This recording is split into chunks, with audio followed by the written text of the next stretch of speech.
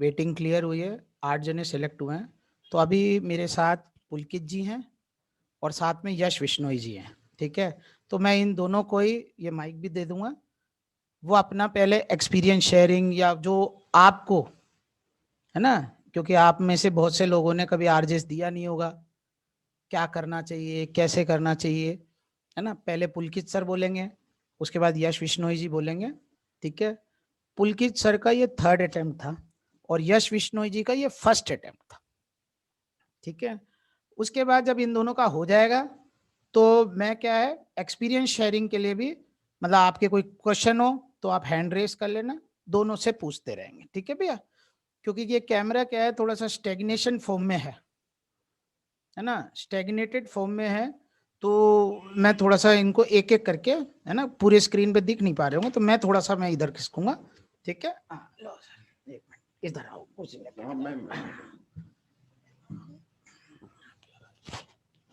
या यूं हाथ पे रख। हाँ, मैं हाथ में रख लेता हूँ। Thank you sir. पहले तो आप ठीक है। आवाज आ रही है सभी को? बिल्कुल।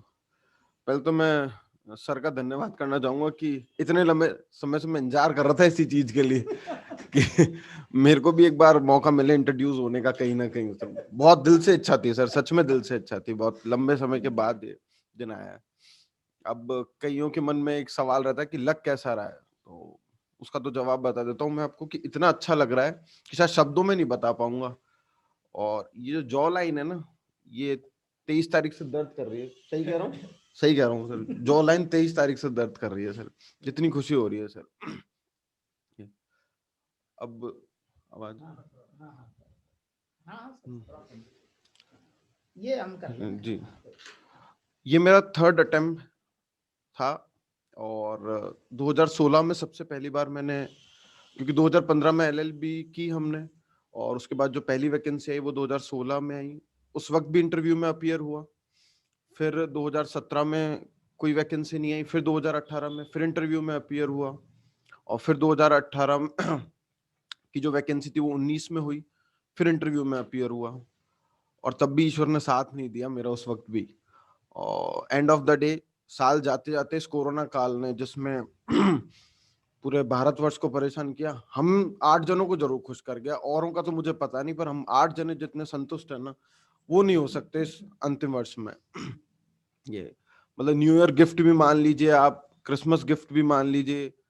और एक चीज मैं आप सभी को बताना चाहूंगा कि जब भी आप पढ़ें, है ना, तो कईयों में एक आदत होती है जो हमने भी अपने बैचमेट्स में आ रहे, वैसे सर पूछते रहते होंगे रोज, मेरे को पता है सर जरूर पूछते रहते होंगे। अब वो आदत डालें अपने अंदर, जो पढ़ाया उसको तो सेम डे पढ़ें, सेम डे पढ़ें, नहीं तो बोझ नहीं उठेगा, 100% बोझ नहीं उठ पाएगा आपसे। तो जितना भी जो सर आपको पढ़ा रहे हैं सेम डे, आप सेम डे ही पढ़िए उसको प्लीज। ये मेरी रिक्वेस्ट है सभी से, क्योंकि मैंने अपने साथ वालों को देखा है, वो उस पे रहते थे कि अब पढ़ लेंगे, अब पढ़ लेंगे, तब से पढ़ लेंगे, ये आदत डाल लेंगे। नहीं, आप जो पढ़ाया है उसको रोज पढ़िए। जितना भी पढ़ाया अब रोज पढ़ के तो देखिए, आपको पता लगने लग जाएगा हफ्ते 10 दिन महीने भर बाद ही आपको पहली चीजों में और अब की चीजों में अंतर महसूस होने लग जाएगा। और सर अब और क्या आप जानना चाह रहे हैं सर प्लीज? ये बताओ क्या एक्सपीरियंस नहीं बताया, फेल होने का, पास हाँ होने का, फिर वो एक्सपीरियंस, वो कोचिंग, वो सारी बातें बताओ यार, हाँ, क्या दिक्कत है? हाँ। कोचिंग सिर्फ एक बार ही ली थी। फोटो आपको कई जगह से मिली होगी, ये हो सकता है क्योंकि कई बच्चे फेसबुक पे होंगे। तो मैं पहली चीज तो ये बता, मैं फेसबुक पे नहीं हूँ। किसी को लगता हो कि कोई मेरे फेसबुक आईडी, मैं फेसबुक पे नहीं हूँ सर। अच्छा, आज तक मैं फेसबुक पे नहीं हूँ सर। व्हाट्सएप भी मैंने लास्ट ईयर ही डाउनलोड किया है, ये भी बता देता हूँ, मैं व्हाट्सएप पे भी कभी नहीं था। तो जब मैं कोचिंग आता था, जब एक कीपैड का फोन रखता था मैं, तो सर जेकेएलएस ओपन टेस्ट सीरीज होती थी ना सर, हाँ उस पर रैंक आती थी। तो बड़ा उस मैसेज को लेकर बड़ी घबराहट रहती थी मेरे मन में कि हाँ मतलब वो अच्छा हो। और ऐसी बात नहीं, पहली बार जब विफल हुए तब तो चीजें एक बार लगी कि शायद हमारी गलती थी, बिल्कुल पहली बार में तो लगता है। तो पहली बार में जो हमारी कमी महसूस हुई, भाई इंटरव्यू दिया, और ऐसी बात नहीं, इंटरव्यू में अच्छे नंबर भी आए थे मेरे, सेकंड हाईएस्ट थे उस वक्त इंटरव्यू पर, रिटर्न में कम थे, और उसको हमने एडमिट भी किया कि हमारे वाकई में कम थे। उसका कारण था जजमेंट राइटिंग, क्योंकि उस वक्त 14 नंबर की जजमेंट राइटिंग आया करती थी और मेरे नंबर आए थे सिर्फ 2.5। इसमें बताने में कोई शर्म भी महसूस नहीं है, मेरे सिर्फ नंबर 2.5 आए थे, तब भी मैं क्रिमिनल में 54 नंबर लाया था सर, 2.5 नंबर ही थे मेरे, तब भी 54 नंबर आए थे क्रिमिनल में। तो मैंने दूसरी बार में जजमेंट राइटिंग पे बहुत ज्यादा, इतना ज्यादा ध्यान दिया जिसकी कोई सीमा नहीं, और दूसरे अटेम्प्ट में ये था कि 10 में से 7.5 और 8 नंबर आए मेरे जजमेंट राइटिंग में, मतलब उसमें बहुत ज्यादा मन लगा के ध्यान देंगे, मैंने जजमेंट राइटिंग में कोई कमी नहीं छोड़ूंगा आपकी बार में। इवन मैंने ओरिजिनल जजमेंट्स भी मंगाई, जो सर जो साथी प्रैक्टिशनर्स थे उनसे मैंने कॉपी भी मंगाई कि मैं एक बार पढ़ूंगा, और उसमें पूरा इवैल्यूएशन किया, हफ्ता भर लगा मेरे को कि कौन कौन से पैरा हैं जिन पे मेरे को वर्कआउट करना बहुत जरूरी है, क्योंकि जजमेंट तो बहुत बड़ी होती है, ऐसे तो आप कर नहीं सकते ना, पूरी थोड़ी लिखोगे कि वहां तो 4-5 पन्ने मिले, पर वो कौन से 7-8 पैरा हैं जो उनको मिलने चाहिए वहां, उस पर वर्कआउट करना चालू किया। इवन सर मैं बताऊंगा, शायद सुनने में, मैंने सर सीआरपी का शेड्यूल भी रट डाला था सर, मैंने कि मेरे से मैंने सीआरपी का शेड्यूल भी रट डाला था सर, कि मेरे से कोर्ट में गलती नहीं हो जाए कहीं भी। हाँ, मेरे से कोर्ट में गलती नहीं, कहीं बेल ऑर्डर लिखवाना चाह रहे हो तो मैंने कहा वो भी गलती नहीं होनी चाहिए मेरे से, तो मैंने वो भी रट डाला था सर, मैंने पूरा शेड्यूल, मतलब वो आंख बंद करके ना मैं रोज यही काम करता था।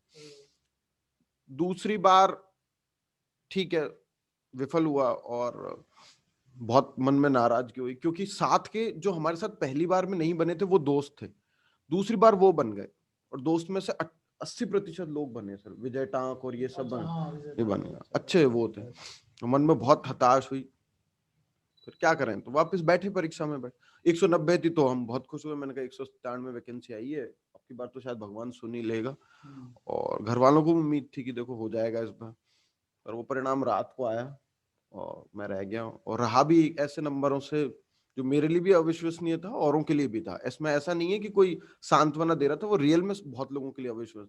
मेरे को इंटरव्यू में दिए लीस्ट नंबर 4 और 5 में मेरा सिलेक्शन था, और लॉ का तो सर हाईएस्ट, आपको पता ही है सर, हाईएस्ट, आप राजस्थान के हाँ, लोकल थे तो सब कुछ था, सब। इंटरव्यू कितनी देर चला? इंटरव्यू 25 मिनट सर, 25 मिनट चला सर ऐसे, और बल्कि ऐसा भी नहीं है कि मैं यूं कह दूं कि उन्होंने मुझे कोई हरेस किया, कुछ भी नहीं है, सब गलत फहमी है, कोई उन्होंने हरेस नहीं किया, बहुत वो दिया, कुछ रहा होगा, कुछ हो सकता है कोई चीज उनको पसंद नहीं आई हो, इतनी समझ मुझ में भी नहीं है कि मैं उस सोच तक पहुंच सकूं, पर जो भी है वो नहीं हो पाया, बहुत हताश भी हुआ, और ठीक है, फिर जब अगस्त में या सितंबर में पता चला था इनका, है ना, मतलब पोस्टिंग जो 197 की है, अपॉइंटमेंट अक्टूबर, हाँ अक्टूबर, हाँ 25 अक्टूबर से हुआ, हाँ अक्टूबर से हुआ, बिल्कुल सही कह रहे हैं सर, हाँ एक दिन याद है बिल्कुल, हाँ 25, यस बिल्कुल है, वही कह रहा हूँ, इलेक्ट अक्टूबर को उनका शपथ समारोह था, तो 25 सितंबर को जो अभी एक कैंडिडेट अभी आए नहीं है सर, उनसे भी मिलवाएंगे आपको, सोनल शर्मा जी से, उनका फोन आया था कि सर इसमें वेटिंग आएगी, मैंने सर लिटरली उसको बोल दिया, मैंने कुछ नहीं आती, फालतू की बात है, मैंने सर पता चला था एक और फ्रेंड से कि आप भी पता कर रहे हैं, हाँ तो वो हमें, मैं तो लिटरली उसको बोला, मैंने कुछ नहीं है ये, क्योंकि मैं इतना ज्यादा हो गया, मैं झूठ भी नहीं बोलूंगा, बीच में मैं नास्तिक टाइप भी हो गया था सर, मतलब मेरा बहुत ज्यादा मन, क्योंकि 2015 अगस्त से लगे हुए थे, चलो वो तो ठीक है, वो समय था कि भाई पढ़ना है, सब कुछ है, और 15 से 20 15 से साढ़े 3 अटेम्प्ट, तीनों में इंटरव्यू दिया, और बल्कि इस बार इंटरव्यू में 4 नंबर, इस बार इंटरव्यू में तो इस बार तो जो बच्चे कुछ हमारे फ्रेंड सर्कल में सभी बन गए थे, सभी बन गए, वो भी बन गए थे, तो बहुत वो हुआ, और वही 23 तारीख है, जो बने उनके फोन आए, पूर्व में जो सेलेक्ट कार्तिक उनके फोन आए, प्रीति व्यास जी का फोन है जो ऑलरेडी अभी पोस्टेड है, वो है, और सबके फोन है, और बहुत खुशी हो रही है उस चीज का, मैं शायद बता भी नहीं सकता, क्योंकि ये चीज है, वो मेरे तो पिताजी सर रोने भी लग गए थे, वो रोने भी लग गए थे, वो अजीब सी बात है सर, वो इतना लंबा समय इंतजार करना, और वो हो ही जाता है, हाँ खुशी का बिल्कुल, हाँ वो खुशी वो है बिल्कुल, हाँ सर खुशी के आंसू है सर, वो बहुत ऑल इज दैट वेल, बिल्कुल सर सही कह रहे हैं आप, और अब रही बात, कई जने ये भी जानना चाहते सर पढ़ाई कैसे की, और वो चीज है, तो उसके लिए सबसे पहले एक आदत डालें आप, जैसे बहुत सारे सर इंग्लिश मीडियम के तो मैक्सिमम होंगे, दोनों ही हैं, हिंदी में दो, ठीक है ठीक, तो इंग्लिश हिंदी जो भी हैं, क्योंकि आप एक चीज जरूर नोटिस करेंगे, आप पता नहीं, मेरे को पता नहीं या नहीं करते, पिछले वर्ष के क्वेश्चन पेपर्स आप लोग देखते हो नहीं देखते ये मुझे नहीं पता, आप एक तो वो जरूर देखिए, वो साइट पे आसानी से अवेलेबल है, ऐसा नहीं है कि ये छोटी छोटी आदतों के लिए आप कोचिंग के भरोसे बैठे, ये अच्छी आदत नहीं है, बहुत छोटी छोटी चीजों के लिए ये साइट पे अवेलेबल है, आप आराम से देखिए, ऐसा कुछ भी नहीं। तो उनमें एक तो आप ये देखिए, आप नोटिस करेंगे पिछले सालों के 2 या 3, यदि सही बोलूं 2 या 3 जजमेंट के, जो सुप्रीम कोर्ट की जजमेंट से संबंधित सवाल जरूर पूछते हैं, हमेशा फिक्स है 2 या 3।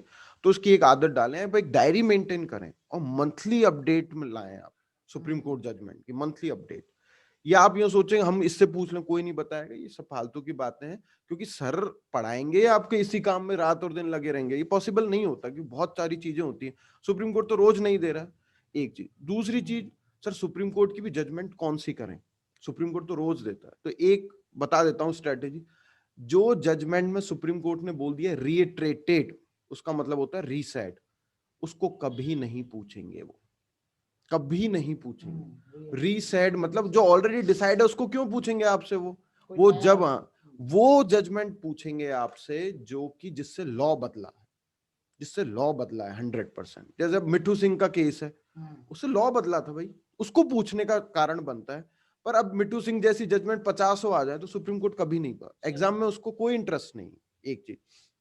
दूसरी चीज, क्रिमिनल और सिविल को लेके रहता है माइंडसेट, तो ये तो आप सौभाग्य मानो आप, आपका कि सिलेबस बहुत कम है, कि हमने वो देखा, हमने 44 एक्ट पढ़े हुए हैं, हमने 44 एक्ट पढ़े हुए हैं। तो उस वक्त तो राजस्थान के भी इतने सारे लॉस थे, 10-11 तो राजस्थान के एक्ट हुआ करते थे, और वो छोटे मोटे एक्ट नहीं थे, 250, 300 धाराओं के एक्ट हुआ करते थे वो। तो ठीक है, कोई बात नहीं, वो तो अब चीज हो गई। तो सुप्रीम कोर्ट की जजमेंट एक चीज। दूसरी चीज, आप कम से कम अभी भी, ये कोरोना काल सबसे अच्छा पढ़ाई का ये हमने महसूस करके देखा, जो रेगुलर लाइफ थी और कोरोना काल, तो इसमें कहीं नहीं जाना पड़ता। और जिनको ये थोड़ा कि हमें कहीं वाकई में नहीं जाना, तो उनके लिए तो बहुत अच्छा टाइम है, सबसे बोल दो हमें नहीं जाना भाई। साहब आपको ये कि भाई शादी में बुला रहे, नहीं ठीक, कोई दिक्कत की बात नहीं, आप घर पे बैठ के पढ़िए। और कम से कम बता रहा हूँ 10 से 12 घंटे तो आपको देने पड़ेंगे। कोई यो कहता है मेरा 3 घंटे जम, कभी हो ही नहीं सकता, मेरे लिए तो इम्पॉसिबल, क्योंकि मैं जो अपना सेल्फ स्टडी का टाइम बताने जा रहा हूँ, हो सकता है वो अविश्वसनीय सा हो, वो सर को तो पहले से पता, 16 से 18 घंटे, 16 से 18 घंटे हो सकता है कई लोगों को। मैं ये भी नहीं कह रहा इतनी देर पढ़ी, क्योंकि हर आदमी के साथ कोई परेशानी होती है कि कौन सा सब्जेक्ट ज्यादा पढ़ना चाहिए, तो भैया तीनों ही पढ़ने हैं, लैंग्वेज भी पढ़ना है, लैंग्वेज के हिंदी इंग्लिश भी, और criminal civil law, criminal law दोनों पढ़ना। क्योंकि मैं ये कहूँ नहीं सिविल पढ़िए, हो सकता है मेरा सिविल वीक आपका नहीं हो सकता है मेरा क्रिमिनल वीक हो, आपका नहीं हो। जैसे मैं लैंग्वेज पे बहुत ज्यादा ध्यान देता था, क्योंकि सर हम लॉ तो क्योंकि लॉ तो शुरू से ही ठीक थी, मतलब नंबर उसमें अच्छे भी, मैं उस पर बहुत ज्यादा। और कोशिश करें कि लैंग्वेज के पेपर को एग्जाम से पहले मैक्सिमम पढ़ के जाए, क्योंकि लॉ तो क्या आप रोज पढ़ोगे तो कहीं ना कहीं आपके सबकॉन्शियस माइंड में होता है आपके कहीं, पर लैंग्वेज का पेपर मैनेज करने में दिक्कत आती है। और उनमें बहुत दिक्कत, उसमें सबसे ज्यादा गलती होती है जब आपसे शुद्धि अशुद्धि करवाते हैं, होती है, पक्का होती है, हमसे ही हो गई थी, पढ़ने के बाद हो गई थी। तो उसकी एक तरीका बताता हूँ मैं आपको। एग्जाम डेट है तो एग्जाम डेट कम से कम 2 महीने पहले डिक्लेयर करते हैं, ऐसा कभी नहीं हुआ कि वो 5 दिन बाद ही ले लें। पीएससी नहीं है, हाई कोर्ट है, एम्पल ऑफ टाइम देगा आपको तैयारी के लिए, एम्पल ऑफ टाइम दे। तो एक काम करें, आपने कोई बात नहीं पहले कोचिंग करी, जैसे भी आप हिंदी सर के पास पढ़ रहे हैं, सर की कोचिंग में जैसे भी आप पढ़ रहे हैं, हिंदी इंग्लिश जो भी है, जैसी डेट आई उसकी एक आदत बना लीजिए कि मैं रात को 9 बजे के बाद तो लॉ पढ़ूंगा ही नहीं, या 8 बजे के बाद लॉ पढ़ूंगा ही नहीं, मैं 3-4 घंटे हिंदी इंग्लिश ही पढ़ूंगा, या सुबह उठते ही पहले हिंदी इंग्लिश पढ़ूंगा 3-4 घंटे, और शाम को लॉ पढ़ूंगा। एक टाइम फिक्स कर लो, टाइम 3 घंटे 4 घंटे। 3 घंटे 4 घंटे मतलब आपको देना पड़ेगा, लॉट तो बनाना पड़ेगा आपको, लॉट तो बनाना पड़ेगा। क्योंकि मेरा लॉट जो था सुबह 6 से 2 बजे तक, अच्छा, हाँ कंटिन्यूअस वाला था सर। जैसे उसमें लॉ पढ़ता था, फिर 3:30 से 8:30, फिर उसके बाद में वही पढ़ता था सर, हिंदी इंग्लिश। वही मेंस में रहा, निबंध में। और निबंध कईयों के रहता है सर, निबंध की तैयारी कैसे करें, तो सर मैं बता देता हूँ, ये नोट कर सकते हैं क्या सर ऐसी कोई चीज? हाँ हाँ नोटेड है, अच्छा सब अच्छा नोटेड अच्छा है। अच्छा, हाँ अच्छा ठीक है। आप एक काम करें, 9 से लेके 12 तक की राजस्थान अध्ययन की किताब आती है सर, जिसको सोशल साइंस में पढ़ते हैं 9 से लेके 12 तक के बच्चे राजस्थान बोर्ड में, उससे टॉपिक लें। हिंदी और इंग्लिश का राजस्थान का टॉपिक है ना सर, उस कंटेक्स्ट से बाहर नहीं आएगा, 101% गारंटी दे रहा हूँ सर। okay. तो वो हिंदी में कुछ नहीं करना, हिंदी में निबंध लिखो, उसी को इंग्लिश में कर लीजिए आप अपने टीचर से मिलके उनको बताइए कि मुझे इंग्लिश में करवाइए, तो वो हो जाएगा। ये सर ये 3 साल का आप रिकॉर्ड देख लेना सर, वो आराम से हो जाएगा, आसानी, वो आराम से हो जाता है ये। और निबंध के लिए खुद से लिखें, रट्टू तोता वाली प्रैक्टिस ना बनाएं उसमें, क्योंकि वो तो बहुत लंबे चौड़े निबंध होते हैं। निबंध में एक आदत डालें, कॉन्फ्लिक्ट इश्यूज कभी नहीं पूछेंगे। राजस्थान यूनिफॉर्म सिविल कोड तब तक नहीं पूछेगा जब तक कि ये मैटर डिसाइड नहीं हो जाएगा, ये तब तक नहीं पूछेगा। या तो इस पे लॉ, क्योंकि इस पे लेजिस्लेचर भी नाराज चल रहा है और जुडिशरी भी नाराज है, कभी नहीं पूछेंगे कॉन्फ्लिक्ट इश्यूज, अपने यहाँ नहीं पूछते हैं। जैसे ट्रिपल तलाक पहले था, उस पर नहीं पूछा, अब पूछ सकते हैं क्योंकि डिसाइड हो गया सर, डिसाइड हो गया वो मैटर। तो और तो ये ठीक है। यश जी, अब यश जी बात करेंगे हाँ, आप। अब यश जी को बुलाता हूँ सर, आओ यश जी, आओ। यश जी का पहले अटेम्प्ट में ही सिलेक्शन हुआ है, फर्स्ट अटेम्प्ट, ठीक है। तो आप में से बहुत से जनों के ये भी सोच होगी कि फर्स्ट अटेम्प्ट में होता है या नहीं होता है, उस मिथ को भी ब्रेक करेंगे। यश जी ने अपने यहीं की कोचिंग, पूरी कोचिंग, हाँ आपने, ठीक है सर। यश जी प्लीज, क्या स्ट्रेटेजी रही, क्या फॉर्मूला रहा? पहले तो sir thank you so much for having both of us here.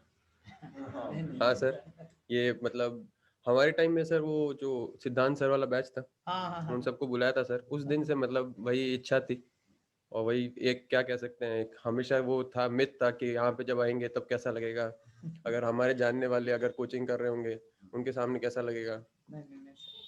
बिल्कुल सर, तब से ये अपॉर्चुनिटी के लिए तो इतना इंतजार था। और thank you so much sir को। पूरी कोचिंग तो सर पूरी की पूरी, फर्स्ट ऑफ ऑल ये क्लियर हो जाना चाहिए कि कोचिंग तो सर हमारी मई में 27 मई को चालू हुई थी और सीपीसी तक एंड तक आपका मतलब जनवरी एंड में खत्म हुई थी हमारी। जनवरी एंड से फिर मार्च 31 को एग्जाम था, तो वो पूरी की पूरी वहीं पे हुई सर। फिर मैंने यहाँ से उस टाइम जनवरी तक सर एकदम जब जब कोचिंग चली, तो ये मैं इनको भी बताना चाहूँगा कि कोचिंग जब जब चल रही है और उसके साथ में जो डे शेड्यूल होता है, उससे ज़्यादा आप मोटिवेटेड कभी लाइफ में नहीं रहेंगे। जिस दिन कोचिंग एंड उसके बाद में आपका मोटिवेशन अपने आप सेल्फ मोटिवेशन काम करेगा, और वो सेल्फ मोटिवेशन वर्क इन लाना, जैसे कि आपको ही पता होगा, बहुत बहुत मुश्किल है वो। अभी जब जब सर पढ़ा रहे हैं, सर शेड्यूल में एक रख रहे हैं आपको, और इस वजह से ही सर भी कहते हैं कि first attempt is the best attempt. आप उसी टाइम पे जितना मार्क्स खींच सकते हैं, आपका सबसे ज़्यादा मोटिवेशन रहता है, एनर्जी रहती है, एंथुजियाज्म रहता है, आप लोगों को देख रहे हैं। एक्सपीरियंस बाद में बिल्कुल काउंट होता है, लेकिन जो फर्स्ट टाइम की एनर्जी है वो कभी वापस नहीं आनी।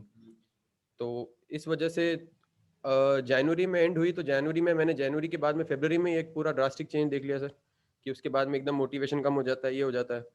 फिर यहाँ पे भी मुझे सर ने कहा था, तेज सर ने भी कहा, अशोक सर ने कहा कि यहीं पे रह के पढ़ लो, लेकिन मेरी इच्छा नहीं की, मैंने वो गलती भी की, मैं घर चला गया। लेकिन फिर सर ने भी बोला कि टेस्ट सीरीज़ कंटिन्यू रखो, तो मैंने यहीं से टेस्ट सीरीज़ मंगाई, घर पे दी, लेकिन घर पे अपनी मर्जी से दी। वो टाइम बाउंड नहीं होते तो वो आपका इतना काम नहीं करता है।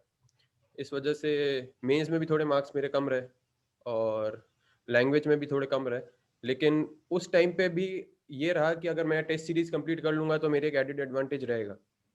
तो जो जो जैसे जैसे मुझे बातें याद आ रही है वैसे वैसे मैं बताता हूँ कि अगर आप प्री की तैयारी कर रहे हैं तो बिल्कुल प्री की तैयारी में ठीक है, लेकिन प्री की तैयारी के जस्ट बाद में अगर आपको लग रहा है मेंस का सिलेक्शन हो गया है, उसके अगर मतलब प्री में आपका क्लियर हो रहा है, मेंस की तैयारी में आपको बस और बस राइटिंग की प्रैक्टिस करनी है। उस टाइम अगर आप लॉ कंप्लीट करने में रहेंगे, आपको ये रहेगा कि आप आज टेस्ट देने की जगह एक सब्जेक्ट और पढ़ लें, फिर आप टेस्ट अच्छे से देंगे, या एक बार और रिवीजन कर लें। वो कभी कंप्लीट नहीं होगा, वो एक मिथ ही रहती है, एक मिराज रहता है कि आप उस स्टेज पे पहुंच जाएंगे, वो कभी रहेगा नहीं। आपको अपना दिमाग को एक चीज समझानी है कि फर्स्ट अगर 10 बजे टेस्ट है सर के यहाँ पे, तो 10 के 10 बजे दो, और अगर जितना जल्दी हो सके कंप्लीट करो। तो आप जितनी जितनी रिटन प्रैक्टिस करते रहेंगे उतने उतने आपके मेंस में मार्क्स बढ़ते जा रहे हैं। उस टाइम आपको नहीं समझ आएगा, मेंस देने के जस्ट बाद में समझ आएगा। और आप रिवीजन में रहेंगे तो लास्ट डे भी रिवीजन करते रहेंगे। ऐसा होता है, जैसे कि सर ने भी बताया था, हमने भी वहाँ पे बहुत लोगों से सुना था हमारे टाइम भी, कि कोई कहता है कि इतना बार रिवीजन हो गया, कोई कहता है इतनी बार रिवीजन हो गया। और पुलकित जी को पता होगा एकदम डबल डिजिट में होते हैं रिवीजन तो। हाँ 10-15 सर 15 तो मैंने सर सुना है मिनिमम थे। और उस टाइम जब प्री था सर, तो मतलब मुझे ऐसा अच्छा नहीं लगता कुछ बताना कितने नंबर थे या क्या थे, लेकिन 15 से कई ज्यादा थे सर प्री से टाइम तक। और मेंस टाइम तक तो ऐसा होता है सर, आपने बताया कि एक एक घंटे में एक सब्जेक्ट रिवीजन होता है। तो आप 24 अच्छा ये भी बता दो भाई पुलकी जी, एक बार हाँ आप भी बता पुलकित दो जी आप भी। कि नहीं आप तो बैठे रहो सर। हाँ मुझे तो ये बता दो कि एविडेंस कितने घंटे में हो सकती है रिवीजन, फिर आप भी बताना यश जी। जी आईपीसी कितने घंटे में हो सकती है, एक बार प्लीज। एविडेंस सीआरपीसी और सीबीसी दोनों 2 घंटे में हो सकती हैं, तीनों सब्जेक्ट 2-2 घंटे में आराम से हो सकती है। बिल्कुल सर, 7 घंटे में तो मैंने पहली बार में सर सीपीसी रिवाइज की थी सर, सुबह 6 बजे बैठा था और 1 बजे पूरी हो गई थी सर ये। यस जी, आप भी बता दीजिए, कई लोगों को मैं कहता हूँ तो लोगों को विश्वास नहीं। सर एविडेंस कितने घंटे में हो सकती है आखिरी दिनों में, मतलब जब सर आपको मुझे पता सर हो? ऐसा ये भी है कि सर ने अपने इतने गजब एक्स्ट्राऑर्डिनरी वर्किंग आवर्स बताए, तो मुझे लग रहा है कि मेरा बहुत ज्यादा कमी रह अरे गई। नहीं।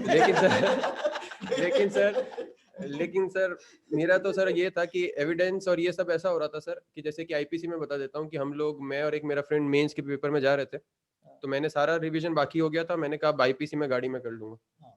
तो वो सर 18 मिनट में पहुंचे थे वहां पे, और उस ओके। टाइम में आईपीसी हुई थी। और सर मैंने जितने सेक्शन है एक एक सेक्शन सर एक बार रीड किया था, और एक एक मतलब अपने दिमाग में था कि मतलब सेक्शन अगर में अपन यूं कहते हैं कि आईपीसी, जैसे पुलकित जी ने कहा आईपीसी 2 घंटे, सीपीसी 2 घंटे, सीआरपीसी लास्ट में आते थे, इतने में हो जाता सर है। ये 2 घंटे तीनों सब्जेक्ट के लिए कह रहे हैं सर। नहीं नहीं, 2-2 घंटे पर सब्जेक्ट पर सब्जेक्ट हाँ। हो जाता है सर। आराम से हो जाता है। आराम से होगा सर। आराम आंख से हो मूंद जाता के है। आप बैठिए सर, आप आंख मूंद के हाँ। बैठिए। फाइनल डे तो सर जैसे अगर मेंस के एक दिन पहले ये स्ट्रैटेजी मैं एडवाइस भी नहीं करूंगा, जैसे कि जो मेरा है कि गाड़ी में जाते हुए रिवीजन कर रहे हैं, उस टाइम एकदम दिमाग में से ये सब हटा देना चाहिए, एक दिन पहले तक आपको शांत रख देना चाहिए। लेकिन वो सर वो फर्स्ट टाइमर का एक्सपीरियंस होता नहीं है, वो लगाम नहीं लगा पाते हम लोग। लगाम नहीं लगा पाते। वो जब तक सही सीख बात नहीं मिलती तब तक समझ नहीं आता सर सही कि अब ये मेरे को कार में जाते जाते करने की वजह से भी बहुत सारी नर्वसनेस आ गई थी बात। कि एक सेक्शन में भूल रहा हूँ, ये भूल रहा हूँ।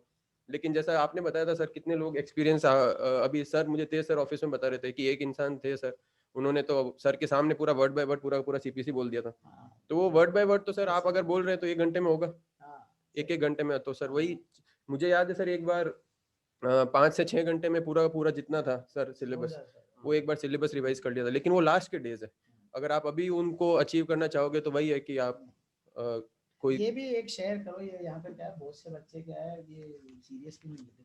जिस दिन रिजल्ट आया पहली बार, जी सर। वो रात कैसी बीती, और जब अभी रिजल्ट आया तो कैसा लगा, ये भी एक शेयर करो। आप बताओ जैसे आप- आपने आप अरे पहले बताओ तो यश जी, बताओ आप बताओ बताओ, बताओ फिर पूछेंगे। सर वही तेज सर ने भी यही चीज मुझे बोली थी कि ना अच्छा। उस दिन नींद आई थी सर, ना इस दिन नींद आई। अच्छा, हाँ दोनों दिन नींद हाँ, नहीं आई। दोनों दिन नींद नहीं आई। एक बहुत दोनों के लिए बहुत ज्यादा पोलर ऑपोजिट रीजंस थे। लेकिन वही मेरा तो सर मेन यही था कि मैं उस टाइम भी, मुझे फर्स्ट टाइम तो सर लगा कि 102 है रैंक आउट ऑफ 197, तो हो गया सिलेक्शन। उस टाइम मैं भूल गया था सीट्स कितनी है क्या है यूं। अच्छा, ओके। तो फर्स्ट टाइम वो भी शौक लगा था, अरे नहीं हुआ है। और फिर देखा मार्क, तो मार्क में भी मैंने कहा चलो किस्मत बहुत बेकार रह गई, ये हो गया। और उसके बाद में सर वही है जो आपने बताया, all is well that ends well. तो ये अब कुछ सर फर्क पड़ता नहीं है। लेकिन हाँ, इस दिन भी यही रहा कि इस दिन भी नींद नहीं आई बिल्कुल, सबसे बात ही हो रही थी। तो बहुत बहुत ज्यादा डिफरेंट फीलिंग होती है कि हाँ अभी आप एक्सप्लेन भी करना चाहेंगे तो नहीं हो पाएगी। और आप बताइए पुलकित, पुलकित जी आ जाओ एक बार। मुझे भी जानना था। अच्छा जानना तक कैसे बात कर रहे हैं। हाँ, नहीं, जानना है, क्यों हाँ, नहीं जानना है यार, यू हाँ आर सर, सीनियर। नहीं, उस दिन भी बड़ा दुख तो हुआ था, नो डाउट, क्योंकि एक तो रात को 1 बजे आया था रिजल्ट। अच्छा, 1 बजे आया था सर, मुझे 12-1 याद बजे नहीं है। आया था हाँ। बिल्कुल। और बहुत मतलब यूं तो नहीं कहूंगा कॉन्फिडेंट था, पर उम्मीद थी खुद से कि इस बार हो जाएगा। हाँ, होश सीटी माना, भी सीटी थी, भी थी, एक्सपीरियंस भी था, सारी और मेरा चीजें। रिटर्न नो डाउट बहुत अच्छा हुआ था सर। आप पुलकित जी के सबसे ज्यादा आए लॉ के अंदर रिटर्न में पूरे राजस्थान में, पूरे राजस्थान में शायद हाईएस्ट ही है सर। जी सर, जी सर, हाईएस्ट है, इंटरव्यू में 4 नंबर थे इसीलिए रहे। तो बहुत अच्छा हुआ। तो अब ठीक है, वो कई बार होता है, हम बोलते नहीं थे घर आके, किसी को भी बताते नहीं थे सर पेपर ठीक हुआ है। कोई भी पूछा कैसा, हाँ मैंने, हाँ ठीक ठीक सा हुआ है, देख लें। तो सर वो ही आप वाली बात कर, ज्यादा कर दो कहीं तो फिर दिक्कत हो जाए उस चीज के लिए, तो वो नहीं था। और नहीं हुआ तो बहुत दुख भी हुआ, रोए भी थे, इसमें कोई दोहराई नहीं है, रोए भी थे, बिल्कुल रोए थे, किसी के सामने नहीं रोए थे, अकेले में बैठ के रोए थे, बताया नहीं था फिर। और वही दिन है 23 तारीख, और वो भी उस रिजल्ट दिन 23 को, ये भी 23 को। नहीं सर, नहीं, वो वो 19 था। वो 19 19 की रात एक एक दिन याद हाँ, है एक एक दिन बिल्कुल सर, उस दिन 19। तो फिर 23 को जब आया, तो और मैं आपको बता भी देता हूँ कि मुझे पता नहीं चला था डायरेक्ट ऐसे। हम मेरे को मेरे फादर ने आके बताया था अलग से, और उन्होंने बोला था कि वो ऑफिस निकल गए थे सर। अच्छा। तो बीच रास्ते से आए वो लौट के, उनको अच्छा। पता लगा, क्योंकि तो तब उन्होंने मेरे को आके बताया कि ईश्वर ने सुन ली। और बहुत उस वक्त एक अलग ही वो एक एहसास होता है। और सही कहा यश जी ने सर, वो शब्दों में नहीं बता पाएंगे हम, बहुत ज्यादा इतनी खुशी थी उस दिन। मतलब एक कहते हैं ना, एक जीवन एकदम से आपको खुद को महसूस होने लग गया था कि अब अंतर आएगा, बहुत ढंग से अंतर आएगा आपके जीवन में, बहुत ढंग से। मैं बहुत छोटा मुंह बड़ी बात कहने जा रहा हूँ सर। हो सकता है बच्चों को लगे काल्पनिक, आपको महसूस नहीं होगा कि आपकी जो स्थिति है ना सर, कार्ड में सपरिवार लिख के आते हैं ना, उससे श्रीमान में आ जाते हो सर आप।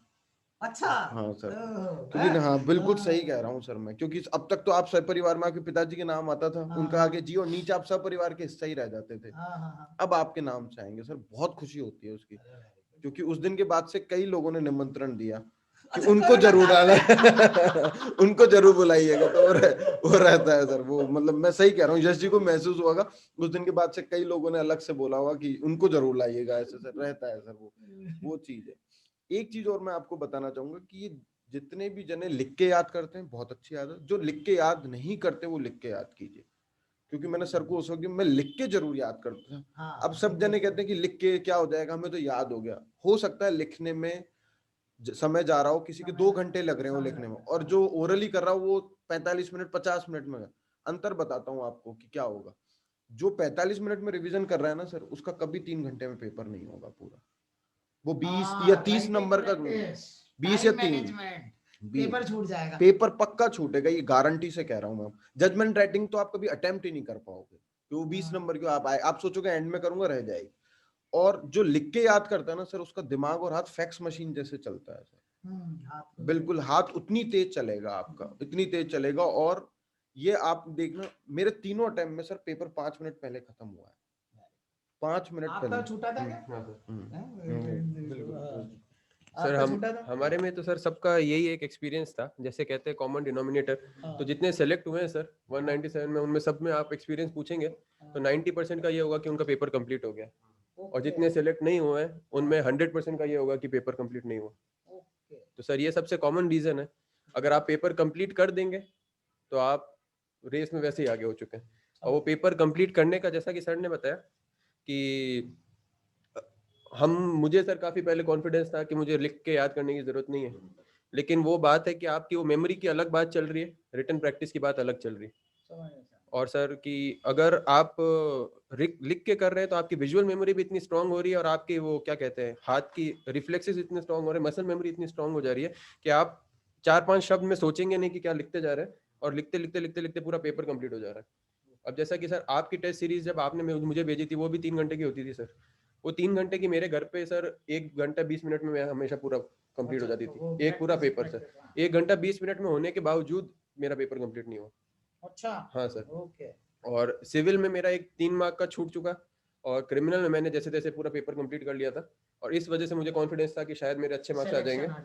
उसमें भी सर ऐसे मतलब एवरेज मार्क्स है, बहुत एक्स्ट्राऑर्डिनरी नहीं है। कितने घंटे पढ़ते थे? सर घंटे के तो मेरा सर काफी ये था कि मैं कोचिंग के टाइम जब ये था, ये भी मैं बताना चाहूंगा, इंपॉर्टेंट पॉइंट है कि कोचिंग जब जब चल रही थी सर, तब मैंने ऐसा किया था कि कोचिंग के अलावा मैक्सिमम 8 घंटे, कभी कभी 9 घंटे। ओके। लेकिन सर कोचिंग खत्म होने के बाद में मेरा 8-6 घंटे ये रहा, कभी मुझे ऐसा नहीं लगा कि मैं अगर अच्छा, 2 घंटे कोचिंग का टाइम बचने का भी यूज नहीं कर पाया? नहीं सर यूज भी नहीं कर पाए, प्लस एक आपको बताया कि मोटिवेशन में तुरंत कमी आ जाती है, और आपको ऐसा लगता है फर्स्ट टाइम ये होगा सर कि फर्स्ट टाइम एनर्जी रहेगी आपको कि आपको अभी कोर्स कंप्लीट करना है। जिस दिन कोर्स कंप्लीट हुआ उस दिन आपको एक गलत कॉन्फिडेंस आ जाएगा कि अब आपको इतनी आवर्स देने की जरूरत नहीं है, ओके। और वो कभी समझ नहीं आएगा जब तक आपका पेपर नहीं आएगा। आप सोचेंगे सर एक बार और रिवीजन कर ही लूंगा मैं उस टाइम तक, और ऐसे ऐसे करते करते अगर आपको 13-12 रिवीजन हो जाएंगे तो आप, जबकि वो हो सकते थे 20 या 25, आपको उस टाइम तक समझ नहीं आएगा। तो सर वही आप अगर मेंस के टाइम पे सिर्फ रिटर्न रिटर्न रिटर्न करते रहेंगे प्रैक्टिस, तो आपको समझ नहीं आएगा, लेकिन आप बहुत ज्यादा रेस में आगे हो चुके हैं क्योंकि आप पेपर कंप्लीट कर ले रहे हैं। हमारे यहाँ पे सर बैच में यहाँ पे आपके यहाँ पे टेस्ट सीरीज ली थी अमन गुप्ता ने, 20th रैंक आई है सर। 20th रैंक आई है सर। उस मेरे एक फ्रेंड का फ्रेंड है वो सर, उसकी स्टोरी ये है कि उसने सर 10 बार तो उसने नोट्स बना रखे हैं, और उसका 15-20 मिनट पहले उसको कभी कॉन्फिडेंस में ये कमी नहीं आई कि मेरा पेपर कंप्लीट नहीं होगा। 20-25 मिनट पहले पेपर कंप्लीट हो गया, और मेरी लाइफ में मैं दूसरे बंदे हैं पुलकित जी जिनका मैंने सुना है पेपर कंप्लीट आराम से हो गया, एक अमन गुप्ता और ये। आज तक मैंने किसी ने पेपर कंप्लीट नहीं होता है तो नहीं होता है, ये ऐसा सब लोग कहते हैं। अगर आप रिटर्न प्रैक्टिस करेंगे तो पेपर कंप्लीट होगा।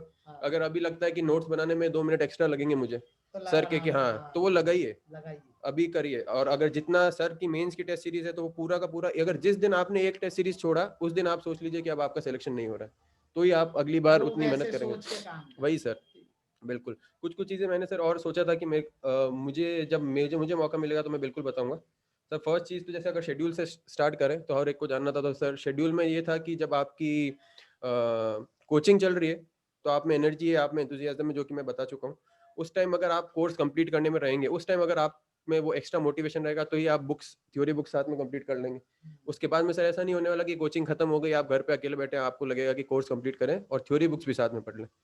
ये काफ़ी लोगों का वो रहता है पॉइंट कि मेरी साथ में थ्योरी बुक मैं नहीं कर पा रहा हूँ क्योंकि सर की कोचिंग इतनी चल रही है। मेरे फ्रेंड्स भी हैं इसमें, उनको भी ये था कि अगर सर की कोचिंग इतनी चल रही है, उसका मैं अगर दिन भर वही रिवाइज करूंगा तो थ्योरी बुक तो मेरे साथ में होगी नहीं।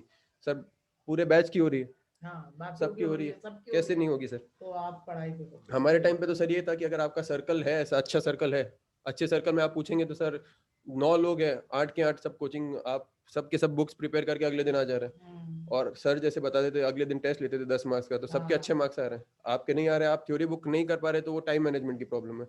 अगर इस टाइम सुधार लेंगे आप, तो आपका जब तक कोचिंग खत्म होगी तब तक आपका पूरा का पूरा कोर्स कंप्लीट हो जाएगा, कोर्स कंप्लीट हो जाएगा, थ्योरी बुक्स कंप्लीट हो जाएगी, आपको कभी ये टेंशन नहीं रहेगी कि मेरी थ्योरी बुक्स नहीं हुई है और मैं कहीं पे लैकिंग हूँ बाकी बच्चों से। सही बात। और काफी जैसे कि सर ने बताया, और जैसे मतलब कि अगर आप अभी के अभी जितना जितना सर बता रहे हैं वो और प्लस 2 घंटे एक्स्ट्रा दे रहे हैं, तो मेरे हिसाब से हम लोग यहाँ पे स्टैट्स कैलकुलेट करते थे, आप 70 या 75% बच्चों से आगे हो चुके हैं, और ये बात है।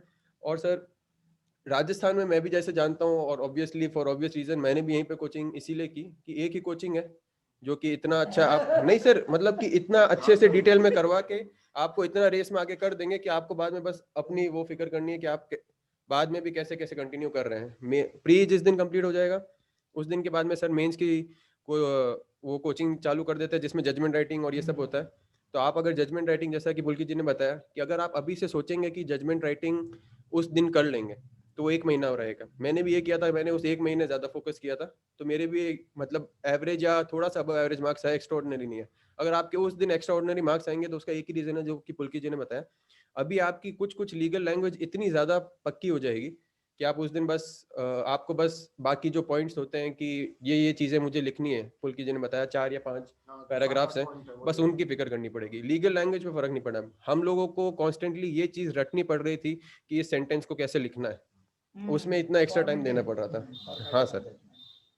फिर सर सबसे इम्पोर्टेंट पॉइंट कि there would be no better people to tell you about the importance of 1 single mark than the 8 of us. हाँ सही बात हाँ है। सर, तो एक वो मार्क कितना इम्पोर्टेंट तो 1 मार्क में सर ये है कि जहाँ जहाँ पे हम लोग, अगर आप हमने अपने वो देखें कि हमारे आंसर में क्या क्या कमी रही है, ये रही है, तो उस आंसर में ये था सर कि हमने पूरा का पूरा एक आंसर अच्छे से लिख दिया और लास्ट में एक उसका यस या नो को जो उनको चाहिए था उसमें भी मैंने ये सोचा कि एग्जामिनर को घुमाने की कोशिश कर देता हूँ और बीच में आंसर ले आता हूँ, जो कि फर्स्ट क्वेश्चन था हमारा कि सिटीजनशिप आपको ऑस्ट्रेलिया की मिल गई, वो वाला। ऑस्ट्रेलिया वो का सर सिटीजन है वो भाई, सर मैंने पूरा मैंने दोनों पॉइंट लिखा कि इसमें अच्छा। यस भी हो सकता है, नो भी हो सकता है, अच्छा। अगर आप ऐसे सोचे तो। उसमें सर मेरा टाइम भी गया और टाइम मैंने भी जंबल आंसर भी दिया हाँ। और मेरे को 0 मार्क्स दे दिया उन्होंने। सही बात। ऐसा भी नहीं सोचा कि 1.5 दे सकते हैं, आधा दे सकते हैं, सॉरी, बिल्कुल नहीं। और जहां जहां पे ये था सर कि एक था नॉन बेलेबल ऑफेंस में पुलिस कैसे बेल दे सकती है, हाँ 437 का क्लॉज 2 था सर और 169 भी था शायद, तो वो सर 169 मुझे लगा था उससे जस्ट पहले 1992 का आरजेएस जब हुआ था उसमें ये क्वेश्चन आया हुआ है, ये 92 और 93 डिफॉल्ट बेल पूछा हुआ है। हाँ सर, वो तो 167 में है सर। के बाद एक ये भी है नॉन बेलेबल में बेल पुलिस ऑफिसर कब दे सकता है, वो सर उसी टाइम आया हुआ क्वेश्चन, वो उसी टाइम आया क्वेश्चन, तो मुझे लगा सर कि हर इंसान 437। मैं क्लास में भी वो इलस्ट्रेशन में बोलता हूँ कि मेरे जीवन में एक ही पुलिस वाला था, उसने बेल दी थी। अरे कई स्टोरीज भी क्या है, क्वेश्चंस बन जाती है। अरे सर बहुत सारी बनी है सर। इस बार हाँ सर, इस बार तो बंटी बबली भी आया, चिंटू भी आया। तो सर वो क्वेश्चन 93 के पेपर में मैंने एक ही रात पहले देखा, तो मुझे बहुत कॉन्फिडेंस था कि इस क्वेश्चन में 169 कोई मेंशन नहीं करेगा, 169 या 168 है शायद, मैं सेक्शन भूल रहा हूँ। तो वो मैंने लिखा सर, वहां पे फर्स्ट चीज मैंने लिख दी 169, क्योंकि मुझे लगा ये सिर्फ मुझे पता होगा और मैं एक्स्ट्रा मार्क्स लेके आऊंगा, इसमें 3 मार्क का या 4 मार्क का क्वेश्चन था। और उसके बाद में मैंने लिखा 437-2, जो कि सबने लिखा है और उसमें सबको मार्क्स मिले हैं सर, और मुझे 0 दिया है। वो 169 में गए, वो हाँ। बता दिया, वो he wanted 437। हाँ, और सर वही चाहिए था, तो आप फर्स्ट चीज वो लिखे। हाँ। और अगर आपको 2 मार्क का क्वेश्चन है या 4 मार्क का क्वेश्चन है जिसमें आपको कॉन्फिडेंस है कि इसमें एक लाइन में आंसर चला जाएगा, first be ordinary then be extraordinary. Yes sir, exactly exactly. तो सर और अगर ये यस वाले और नो वाले में पहले यस और नो लिखो, पहले yes और उसके no, बाद- बिल्कुल सर, उसके बाद है आंसर। बिल्कुल। चीज बहुत अच्छी है कि सर जैसे रीजन में पूछा ना 437, मतलब जैसे उन्होंने उदाहरण बतौर उन्होंने पूछा कि आप वो बताओ यस और नो में, तो पहले यस नो बताएं और उसके बाद डायरेक्ट सेक्शन पर आए। उसको जबरदस्ती कहानी घुमाने की जरूरत नहीं है, क्योंकि आपको वो जगह नहीं देंगे। क्योंकि मैं आपको 2016 से लेके अब तक जो 2018 में हुआ, पहले सर 3 नंबर के सवाल में 1.5 पन्ना मिलता था लिखने के लिए, अब इन्होंने 6 लाइन कर दी सर, 6 आधा पन्ना ही देते हैं। उनको भी टाइम नहीं है, फालतू हाँ, बातें वो नहीं देंगे, वो नहीं देंगे। आप वो एलएलबी वाली स्ट्रेटेजी नहीं चलेगी यहाँ कि पन्ने भर देंगे। चाहिए, हाँ, कंटेंट चाहिए, सीधा अनुटप्पा, हाँ, यस नो, उसके बाद जो बात है टू द पॉइंट आंसर लिखें। और जैसे उन्होंने पूछा yes yes it is answered in section this this this, उसके बाद डायरेक्ट वो सेक्शन के एलिमेंट्स दिखने चाहिए उनको, और कोशिश करें पैराग्राफ की जगह पॉइंटों में लिखें आंसर।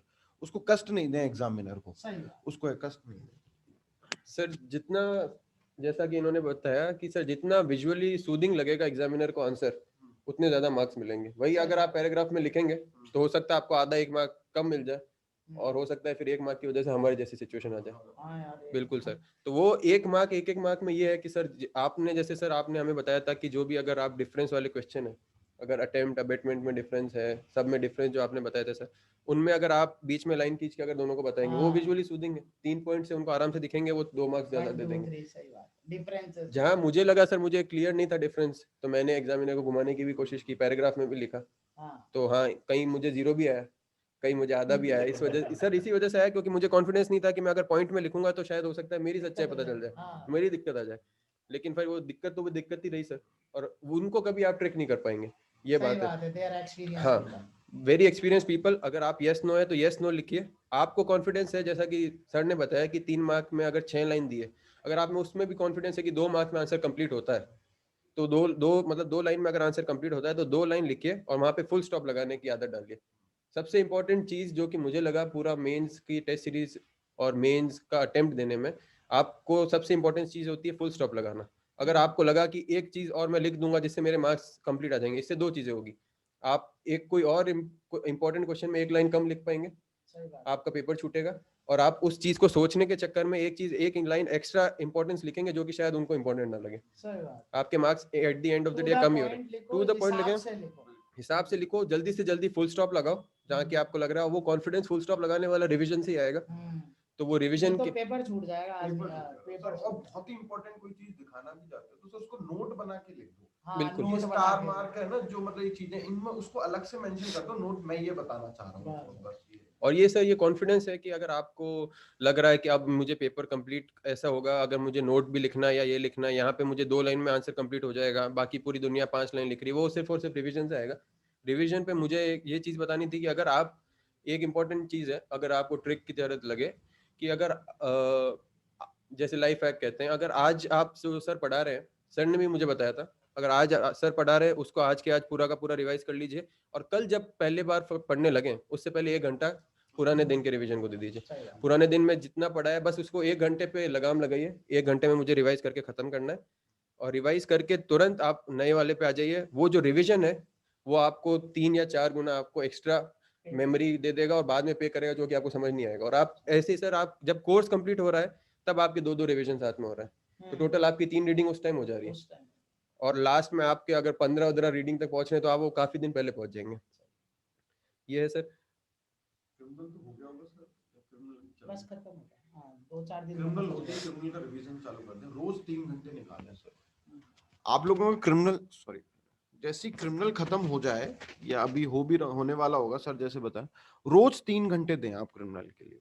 अब वो कैसे टाइम मैनेज करेंगे वो हर आदमी की अपनी सिचुएशन है। मैं रात को 12 से 3 करता था, 2 दे दो, हाँ 1 2 कुछ तो देना पड़ेगा। मेरा फिक्स था रात को 12 से 3 में क्रिमिनल ही करता था सर। आपको बस सिविल के साथ क्रिमिनल के 2 रिवीजन हो जाते हैं, तो उससे क्या होगा कि जब आप सिविल भी करोगे, सिविल कई लोगों को बर्डन लगता है, ऐसा कुछ है नहीं, वो सिर्फ लगता है, आपका मिथ है, ऐसा कुछ भी नहीं है। बहुत अच्छा है सिविल, पढ़ने में मजा भी आता है, बल्कि अब तो सिलेबस भी बहुत कम है सिविल का, बहुत कम सिलेबस है ऐसे। तो आप इतनी जल्दी रिवीजन करें, क्योंकि क्रिमिनल की एक प्रॉब्लम है, क्रिमिनल का पेपर होगा नेक्स्ट और उसका इतना रिवीजन का समय नहीं मिलेगा। आप शाम को 6 बजे घर आओगे, थोड़ा बहुत रिलैक्स भी तो होगे ना, 15-20 मिनट आधा घंटा, फिर पढ़ने बैठ जाओगे, तो कहाँ मिलेगा इतना समय आपको क्रिमिनल के लिए।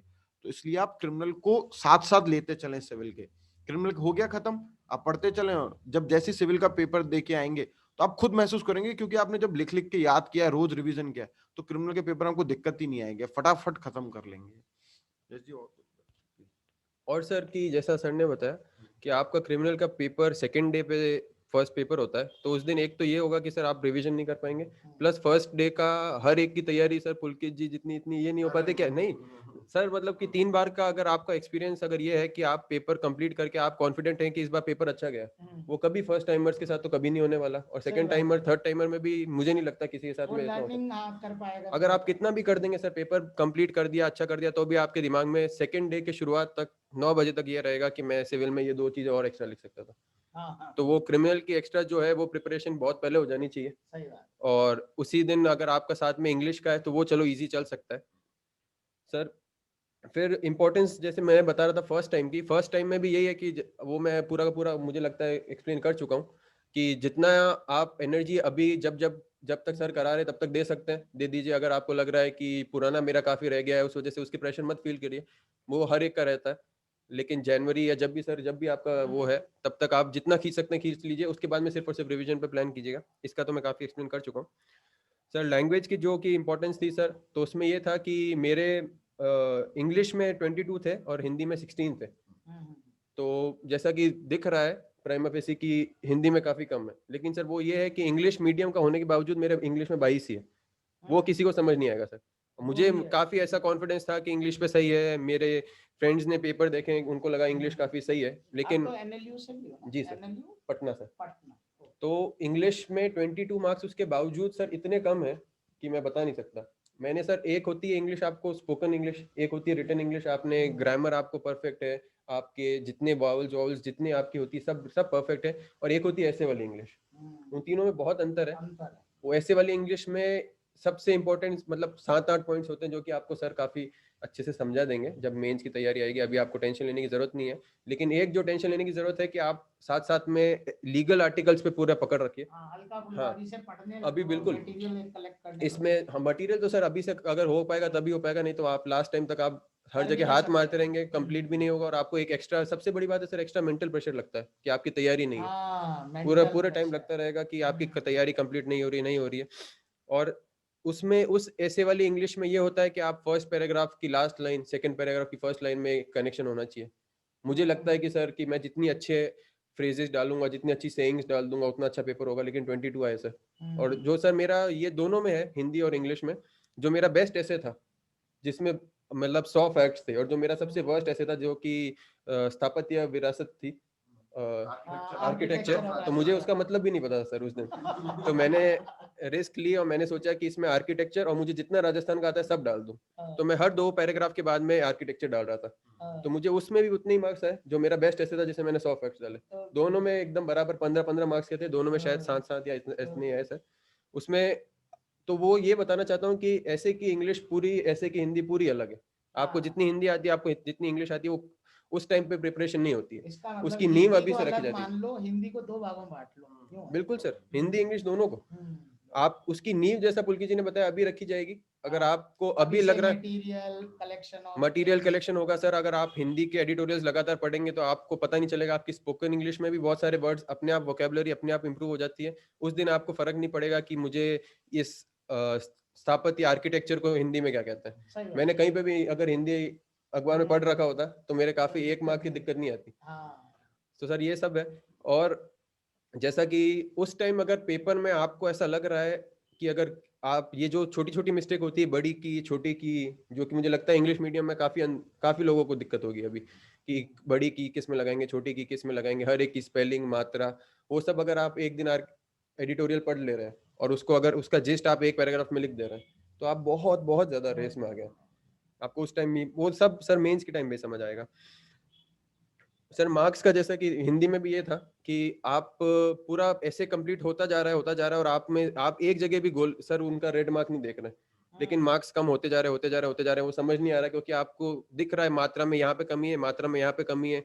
जैसे कि सर एक होता है कि एक यंग बच्चे को बच्चा या ऐसा कुछ कहा जाता है, उसकी जगह आप शिशु लिखेंगे, उसमें काफी अंतर आ जाता है। मुझे हिंदी के सर ने बताया था, नवीन नंदीवाल सर ने। आप इन सब चीजें और शिशु में भी बहुत, और उसमें अगर आप लिखेंगे वो आप इतनी इतनी छोटी चीजें वहां पे आपको समझ नहीं आएगी, वो भाषा सब शैली में बहुत अंतर पड़ता है। बहुत चयन बहुत इम्पोर्टेंट बहुत इंपॉर्टेंट है सर। और वो सब बस मार्क्स जिस दिन दिए जाएंगे उसी दिन समझ आएगा। आपको लग रहा है कि आपका पेपर आप देख के वापस अगर रिवाइज भी कर लेंगे कि आपने सब चीजें सही लिखी, लेकिन वो धीरे धीरे अभी से इम्प्रूव होगी अगर आप अभी आप रेगुलर न्यूज़पेपर्स पढ़ रहे हैं, सर ने बताया बुक्स पढ़ रहे हैं, हिंदी के लॉ के स्पेशली लीगल आर्टिकल्स हिंदी में पढ़ रहे हैं।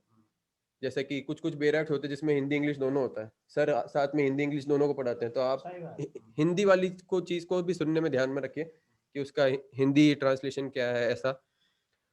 और सर ये सब जैसे कि सर हमको भी बताते थे कि अगर आप साथ में एक आपकी हेल्दी लाइफस्टाइल है, वो मुझे उसमें मुझे लगता नहीं ज्यादा मुझे फोकस करना चाहिए, लेकिन हेल्दी लाइफस्टाइल है तो आपका ब्रेन हेल्दी रहेगा, तो आप साथ में फिट रहिएगा, तो वो भी बिल्कुल बहुत ज्यादा वर्क करता है। आपको वो छोटी छोटी चीजें होती है वो बाद ही में समझ आती है। रिविजन्स की इंपॉर्टेंस रही सर, वो मैंने बता चुका हूँ। और सर डे शेड्यूल भी सर, डे शेड्यूल पे तो वो हर एक का डिफरेंट होता है सर। मेरा भी सर वही क्लास के बाद में जो होता था वो मुझे लगता नहीं कि हर एक का वो सेम रह सकता है, तो उसमें तो सर अपने ऊपर रहना चाहिए। अगर आप दिन का कंप्लीट कर ले रहे हैं और लास्ट में आप क्वेश्चंस देख ले रहे हैं, हिंदी इंग्लिश में काम कर ले रहे हैं, तो ये एक इम्पोर्टेंट बहुत बहुत ज्यादा इंपॉर्टेंट चीज होती है कि आपने जब तक आपका प्री आया उसके 1-2 महीने पहले तक आपको सारे के सारे क्वेश्चंस पता होने चाहिए कि हर जुडिशरी में एमसीक्यूज कौन कौन से आ चुके हैं। एक एमसीक्यू की जो बुक्स आती है सर बता देंगे बिल्कुल, सारी स्टेट्स के एमसीक्यूज होते हैं, मतलब जो आ चुके प्रीवियस पेपर सिंगल, तो वो सारे के सारे सर, जैसे अगर UP, MP, Delhi, Rajasthan, writer भी हो सकता है। हाँ, और नहीं भी सर हो सिंगल सकता है, ही लेकिन अपन जो जिसको लेके देखते एक हैं, बहुत हाँ। अच्छे फॉर्म में निकालिए, कंपाइल फॉर्म में, हाँ, इसलिए अच्छी है और सर। प्लस और हिंदी में मेरे ख्याल से वो भी है, लॉ फाइटर, और वो वो सब्जेक्ट वाइज। अब वो हम लोग वो सर, और प्लस इसमें ईयर वाइज दे रखा है कि जैसे ये राजस्थान का है 15, 16, हाँ, 18, 20, तो आप अगर राजस्थान पे फोकस करना चाहते हैं तो राजस्थान का लगाना उसी टाइम से चालू कर देंगे, सही बात तो आपका प्री के 1-2 महीने पहले तक आपको क्लियर हो जाएगा कि इतने डिफरेंट क्वेश्चन आ सकते हैं। सही बात। आप अगर उस दिन आप सोच रहे हैं कि सिर्फ एमसीक्यू करेंगे तो आपको समझ नहीं आएगा कि असल में एग्जाम्स में क्या एमसीक्यूज आते हैं। सही बात। अगर आप एमपी के लिए, अभी जो एमपी का पेपर अगर होने वाला होगा उसके लिए अपेयर करेंगे, तो उसमें आपने भी सुना होगा 40 से 50% तो सर क्वेश्चन रिपीट है। सबसे इजी प्री कहा जाता है उसको, और बहुत ज्यादा डिफिकल्ट मेंस कहा जाता है, हाँ, क्योंकि मेंस में आप राइटिंग और वो सब का एक अलग सब से पेपर होता है। एकदम अलग पेपर होता है, उसमें बस एक फॉर्मेट डिफरेंट रहता है, लेकिन आपके जजमेंट राइटिंग को पूरी तैयार करा देगा अगर आपका प्री निकल गया तो वो सब आपको 1-2 महीने अभी से, जैसे कि मतलब मुझे लगता है अभी तक हो जाना चाहिए, और नहीं भी है तो अभी तक काफी टाइम है। आप सिंगल्स के सारे जितनी स्टेट्स हैं जो कि जिसमें सिलेबस कॉमन है, आप सबके सब जितने सारे क्वेश्चंस हो सकते हैं, हर एक का आपको पता चलना चाहिए कि सीआरपीसी में इस तरह के क्वेश्चंस इस सेक्शन से बनते हैं। 437 में इतने सारे क्वेश्चंस बन सकते हैं कि आपको समझ भी नहीं आएगा बेयर एक्ट की रीडिंग से। बेयर एक्ट पे पकड़ होनी चाहिए, वो सब तो सर आप सर बिल्कुल एक्सप्लेन पूरा हो चुका होगा। फिर सर टाइम टू स्टडी में तो हाँ, मेरा तो सर वो मैंने आपको बता चुका हूँ सर कि कोचिंग जैसे अगर 4-5 घंटे थी तो उसके बाद में 8 घंटे मेरा मैक्सिमम आज तक टोटल अगर टाइम देखा जाए तो 12 घंटे से कभी नहीं गया मेरा। हाँ 8 घंटे सर हमेशा रहा, जब जब कोचिंग चलती रही। और बाद में भी 8 ही घंटे रहा। बाद में हाँ हाँ 8, सर 9 मतलब इतना नहीं था कि 12 घंटे हो सर बहुत कम हुई सर, उससे भी कम ही मान लीजिए, क्योंकि लेकिन सर वो दिख भी रहा है, डिफरेंस भी दिख रहा है सर मार्क्स में। सर पुलकी जी के मार्क्स एक्स्ट्रा ऑर्डिनरी है मेंस का देखा जाए तो। मेरे इंटरव्यू में थोड़े कवर हो गए, लेकिन मेरे मेंस में काफी कम रह गए सर। सही बात है। वो मार्क्स में डिफरेंस दिखता है आपको बिल्कुल, जहां पे आपको लगता है कि 1 घंटा बढ़ाने की जरूरत है तो वो अभी बढ़ा दीजिए, कल का वेट मत करिए। रिटर्न में मैं बता चुका हूँ सर, सबसे इंपॉर्टेंट चीज होती है पेपर कंप्लीशन पे टाइम दीजिए। पेपर अगर कंप्लीट हो गया तो आप 100% बहुत ज्यादा आ गए। आप 3 मार्क का क्वेश्चन छोड़ रहे हैं, उसकी जगह अगर आप 1 मार्क के 3 क्वेश्चन कर रहे हैं तो उन 1 मार्क के 3 क्वेश्चन में आपको आधा 1.5 मार्क मिलेगा। हो सकता है 3 मार्क के क्वेश्चन में आपको 2 मिल जाए। सही बात। तो वो सब पे आप बहुत ज्यादा ध्यान देने की जरूरत है सर। और जजमेंट राइटिंग की भी सर बता चुके हैं सर, अभी से तैयारी बिल्कुल करनी पड़ेगी।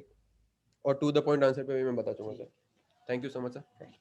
सर अगर आप में से किसी को भी कोई क्वेश्चन पूछना हो पुलकित जी और सर से, यश सर से, तो आप कृपया करके अपना हैंड रेज कर दें।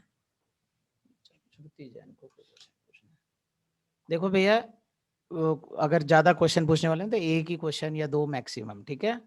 हाँ, अब बस सबको मौका मिलेगा। 1 मिनट। हाँ, टू अनम्यूट कर दिया मैडम, 1 मिनट। हेलो। हाँ मैडम, आपकी आवाज आ रही है? आपको आवाज आ रही है? Yes sir. हाँ, हमें आ रही है आपकी आवाज। क्वेश्चन दोनों से ही कंबाइंड है? हाँ सर। हाँ, क्वेश्चन बताइए।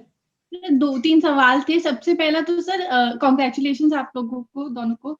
सर एक बेयर एक्ट का मेरे को पूछना था। सर सब कहते हैं बेयर एक्ट बाइबल है और वैसे पढ़ो, और आप लोगों ने बताया कि आप एक एक सेक्शन बोल लेते थे प्रिपरेशंस के टाइम पे, मतलब रिवाइज करने के टाइम पे।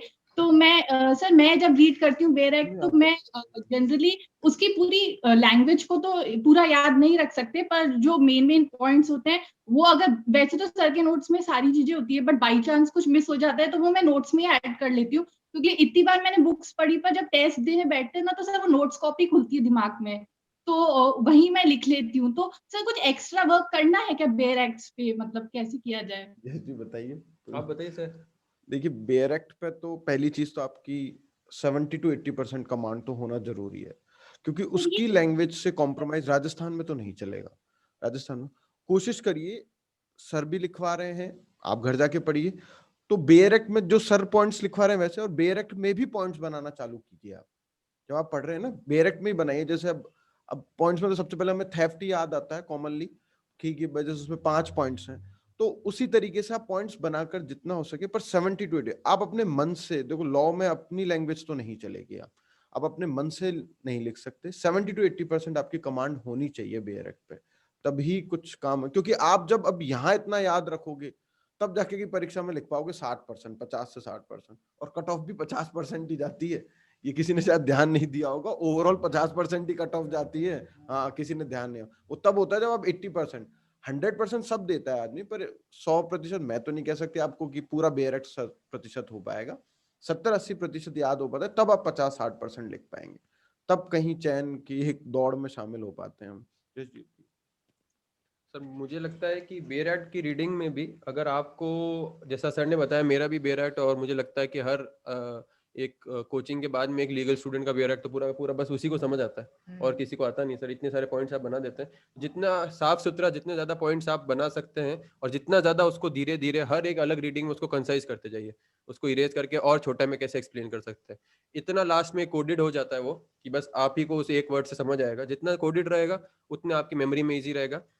सर ने बताया कि आप 70-80% में अभी एम करिए, तो मैं भी ये कहना चाहूंगा कि अभी आप एंड पे फोकस मत करिए, मीन्स पे करिए। एंड में अगर आपको लग रहा है, जैसा कि एक मुझे तेज सर ने आज ही सुबह बताया था कि एक आकाश सर थे शायद, if I am not mistaken, कि एक वर्ड बाय वर्ड, अच्छा वर्ड बाय वर्ड, वो मेरे हाँ बिल्कुल, तो ऐसा कोई, मुझे नाम याद नहीं आ रहा है, तो उन्होंने वर्ड बाय वर्ड पूरा का पूरा बेयर एक्ट रीड कर दिया था। ये चीज मैं आपको डिमोटिवेट करने के लिए नहीं बोल रहा हूँ, मैं ये बता रहा हूँ कि अगर आप बस इस चीज पे फोकस करिए कि मुझे इस तारीख तक 15 रिविजन कंप्लीट करना है या 10 रिविजन कंप्लीट करना है, और उस दिन आप देखिएगा कि आपको कितने याद है। अगर अभी आप बोल रहे हैं कि आपको इतना कम याद रह रहा है, उस दिन मुझे लगता है कि almost word by word word by word word by word हो जाएगा। कुछ आईपीसी के सेक्शन हटा दीजिए, क्योंकि मुझे लगता भी नहीं है कि वहाँ पे मेज में भी आते हैं 170 से 230 या जो भी था सर, वो इतना इंपॉर्टेंस भी नहीं है। जी सर। देविका मैडम अनम्यूट कर रहे हैं हम आपको, मैडम आपको अनम्यूट कर रहे हैं। हाँ मैडम, आवाज आ रही है आपको? जी सर आ रही है। नहीं मैडम, आपकी नहीं आ रही हमको। सर नहीं है, अभी भी नहीं आ रही? हेलो। हाँ बोलिए। जी सर, अब आवाज आ रही है? हाँ आवाज आ रही है, क्या है आपका question? Sir first of all congratulations to both of you. Sir मेरे दो क्वेश्चंस हैं सर। एक तो पुलकित सर, आप जो बता रहे थे 9 to 12 क्लास के जो राजस्थान अध्ययन की बुक्स में से टॉपिक्स देखना 9 है। to 12 तक आपने कोई राजस्थान की बुक बताई थी क्या? क्या था, क्या बुक का नाम पूछ रही हैं? राजस्थान अध्ययन ऐप पे मिल जाएगा आजकल, गूगल ऐप, जो गूगल प्ले होता है ना, उस पे है अवेलेबल वो। राजस्थान सर वो अध्ययन टॉपिक, है, अच्छा सर वो बुक का सर नाम ये है मतलब राजस्थान अध्ययन, करेक्ट सर? हाँ, हिंदी में अवेलेबल है, इंग्लिश में?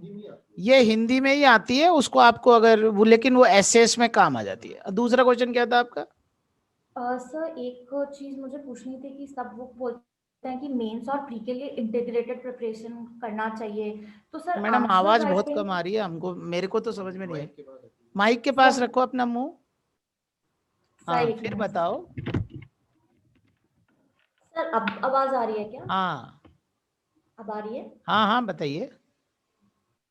जी हाँ। तो सर वो जैसे कहते हैं कि प्रीलिम्स और मेंस के लिए इंटीग्रेटेड प्रिपरेशन करना चाहिए, तो सर उसमें जो आंसर राइटिंग है वो कब स्टार्ट करना चाहिए आंसर आंसर राइटिंग अगर ये बच्ची है प्री और मेंस दोनों देना चाह रही है तो आंसर लिखने की प्रैक्टिस, क्वेश्चन आंसर लिखने की प्रैक्टिस कब से चालू करनी चाहिए? मैं समझ गया। हाँ, हाँ, सर प्री से पहले, प्री के बाद, ये है इनका कुछ, यही है ना? देखो मेंस की तैयारी मेंस के वक्त जी तो कभी सर। हो भी नहीं पाएगी, ऐसा नहीं है वो, क्योंकि उसमें 2 महीने ही मिलते हैं आपको। हाँ, सारी तैयारी आपकी पहले से ही हो, अभी ही करनी, जब भी तो मैं बोल रहा हूँ अभी से लिख। जितने जने लिख के याद नहीं कर रहे हैं आप, उसका आप नुकसान नहीं समझ रहे हो, वो बहुत लॉन्ग टर्म पे नुकसान देगा आपको वो चीज।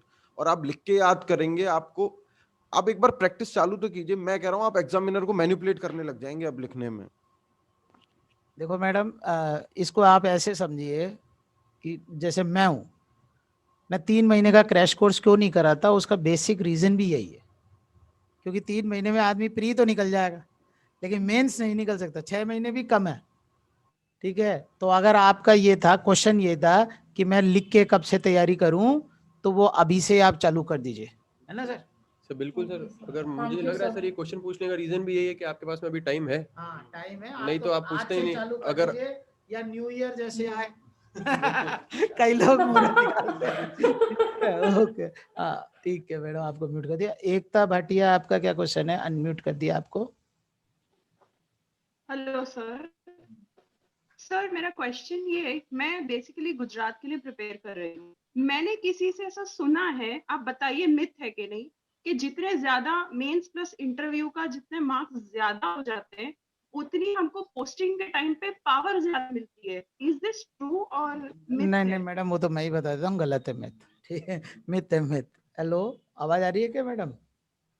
Yes sir, yes. हाँ मिथ है मैडम, वो तो बस पोस्टिंग इतना का ही क्या पूछना लेना था। देना इससे, पावर का। जितने मेंस और इंटरव्यू में ज्यादा मार्क्स उतनी अच्छी रैंक आएगी। हाँ नहीं नहीं नहीं नहीं नहीं, रैंक से कोई हाँ रैंक में फायदा मिलता है मैडम, पोस्टिंग में नहीं मिलता। ठीक है, और कोई क्वेश्चन? नहीं मैम, नहीं सर, सॉरी। ठीक, okay okay okay. Nikhil Ajmera, unmute करो भैया। Yes sir. सर मेरा एक क्वेश्चन था कि सर जब या हम जिनके मेंस में क्वेश्चन हो चुके हैं ना वो लोअर हैंड कर दीजिएगा अपने, है ना? मैं एक बार मैं ही कर देता हूँ, आपका हो चुका है मैडम, आपका भी हो चुका है ना? हाँ, फिर अगर कोई और क्वेश्चन हो तो आप अप कर लेना हैंड। हाँ, क्या था क्वेश्चन? यस सर, मेरा क्वेश्चन था कि जब मेंस में हम आंसर्स लिखते हैं तो उसमें सर केस लॉस कितना इंपॉर्टेंस रखते हैं सर, केस लॉस के रिगार्डिंग? केस लॉ, जब तक कोई सवाल पूछा नहीं है केस लॉ का, उस जबरदस्ती मेंशन करने की जरूरत नहीं कि आप लिखना ही लिखना है। जैसे इस बार पहला क्वेश्चन था कि वो आधार मनी बिल है या नहीं, तो उसका जजमेंट था, तो उसका बहुत सिंपल सा था। उसका रीजन भी मैं बता देता हूँ, क्योंकि वो आईटी एक्ट के साथ कंपैरिजन किया था, इसलिए स्पीकर ने सर उसको मनी बिल बोल दिया था। ओके, इसलिए उसने बस सिंपल सी एक लाइन, उन्होंने पूछा भी सिंपल था, केस लॉ बताओ आप। आप साइटेशन पे भी उन्होंने फोकस नहीं किया था, पूरी लाइन में उनका सीधा केस लॉ लगो और खत्म करो। जब तक एक 4 मार्क का क्वेश्चन भी था सर, वो सेक्शन 89 का सीपीसी, कि वो किस वजह से आया था। तो सर मैं, हाँ, तो मुझे सर पूरा का पूरा मैंने 89 लिख दिया था। अब उसमें क्वेश्चन में पूछा कि इसके साथ में केस लॉ भी बताइए, और मुझे केस लॉ, मैंने उस पर प्रोजेक्ट भी बनाया था कॉलेज में, लेकिन मुझे वो स्ट्राइक नहीं कर रहा था। जैसे आपने एक बार एक्सपीरियंस बताया सर आपके इंटरव्यू का, गेट के जस्ट बाहर जाने के बाद में याद है, वो जिंदगी भर याद रहेगा। उसके बाद उस दिन याद नहीं आया, तो वो सर बस वो आधे मैंने एक क्वेश्चन। एग्जांपल दिया था, है ना, एक एग्जांपल दिया था। कई बार आपको भी बोलता हूँ, कई क्वेश्चंस ऐसे होते हैं कि जो गेट के बाहर होता है तब याद रहता है, तो अब 89 तो आपको केस लो जिंदगी भर याद रहेगा सर, वो उस दिन याद नहीं रहा। तो सर वो आधे क्वेश्चन के मार्क्स, अगर 4 मार्क का क्वेश्चन था तो 2 मार्क में से मुझे 1 मार्क दिया, क्योंकि मैंने उसका वो पूरा अच्छा से लिखा था। लेकिन उस 1 मार्क उसमें भी आ सकता था सर, वो जैसे कि लेकिन केस लो इतनी जगह रहती नहीं, आप केस लॉ सर जगह नहीं रहती, और सबसे इंपॉर्टेंट बात टाइम नहीं रहता। तो आपको, अगर आप केस लॉ फोकस करके जाएंगे कि मुझे इसमें एक इंपॉर्टेंट केस लॉ लिखना है, तो आपका पेपर मिस हो रहा है। जहाँ पे पूछा है वहाँ पे टू द पॉइंट लिखिए, और कोई बहुत इंपॉर्टेंट चीज है, आधार या एकदम लेटेस्ट कोई चीज पूछी है।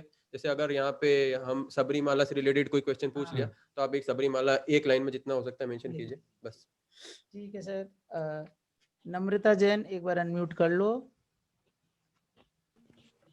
हेलो। हाँ बताइए मैम, क्वेश्चन पूछिए।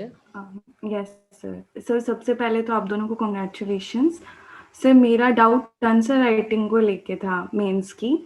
सर जैसे कि क्वेश्चंस आते हैं तो सर कुछ सेक्शंस ऐसे होते हैं, जैसे हमें बोलते हैं कि बेयर एक्ट की लैंग्वेज पे फोकस करो, तो क्लॉज वाइज याद करो, या फिर कुछ कुछ सेक्शंस याद तो हो जाते हैं वैसे, लेकिन अगर आंसर आ रहा है उसको मतलब कम स्पेस है तो आप उस चीज को पूरा कैसे कवर करके आओगे? मतलब उसको कंसाइज फॉर्म में लिख सकते हैं आंसर को, क्योंकि बोलते हैं कि मैडम, बेयर एक्ट की लैंग्वेज यूज हाँ, करनी समझ चाहिए। गया मैडम।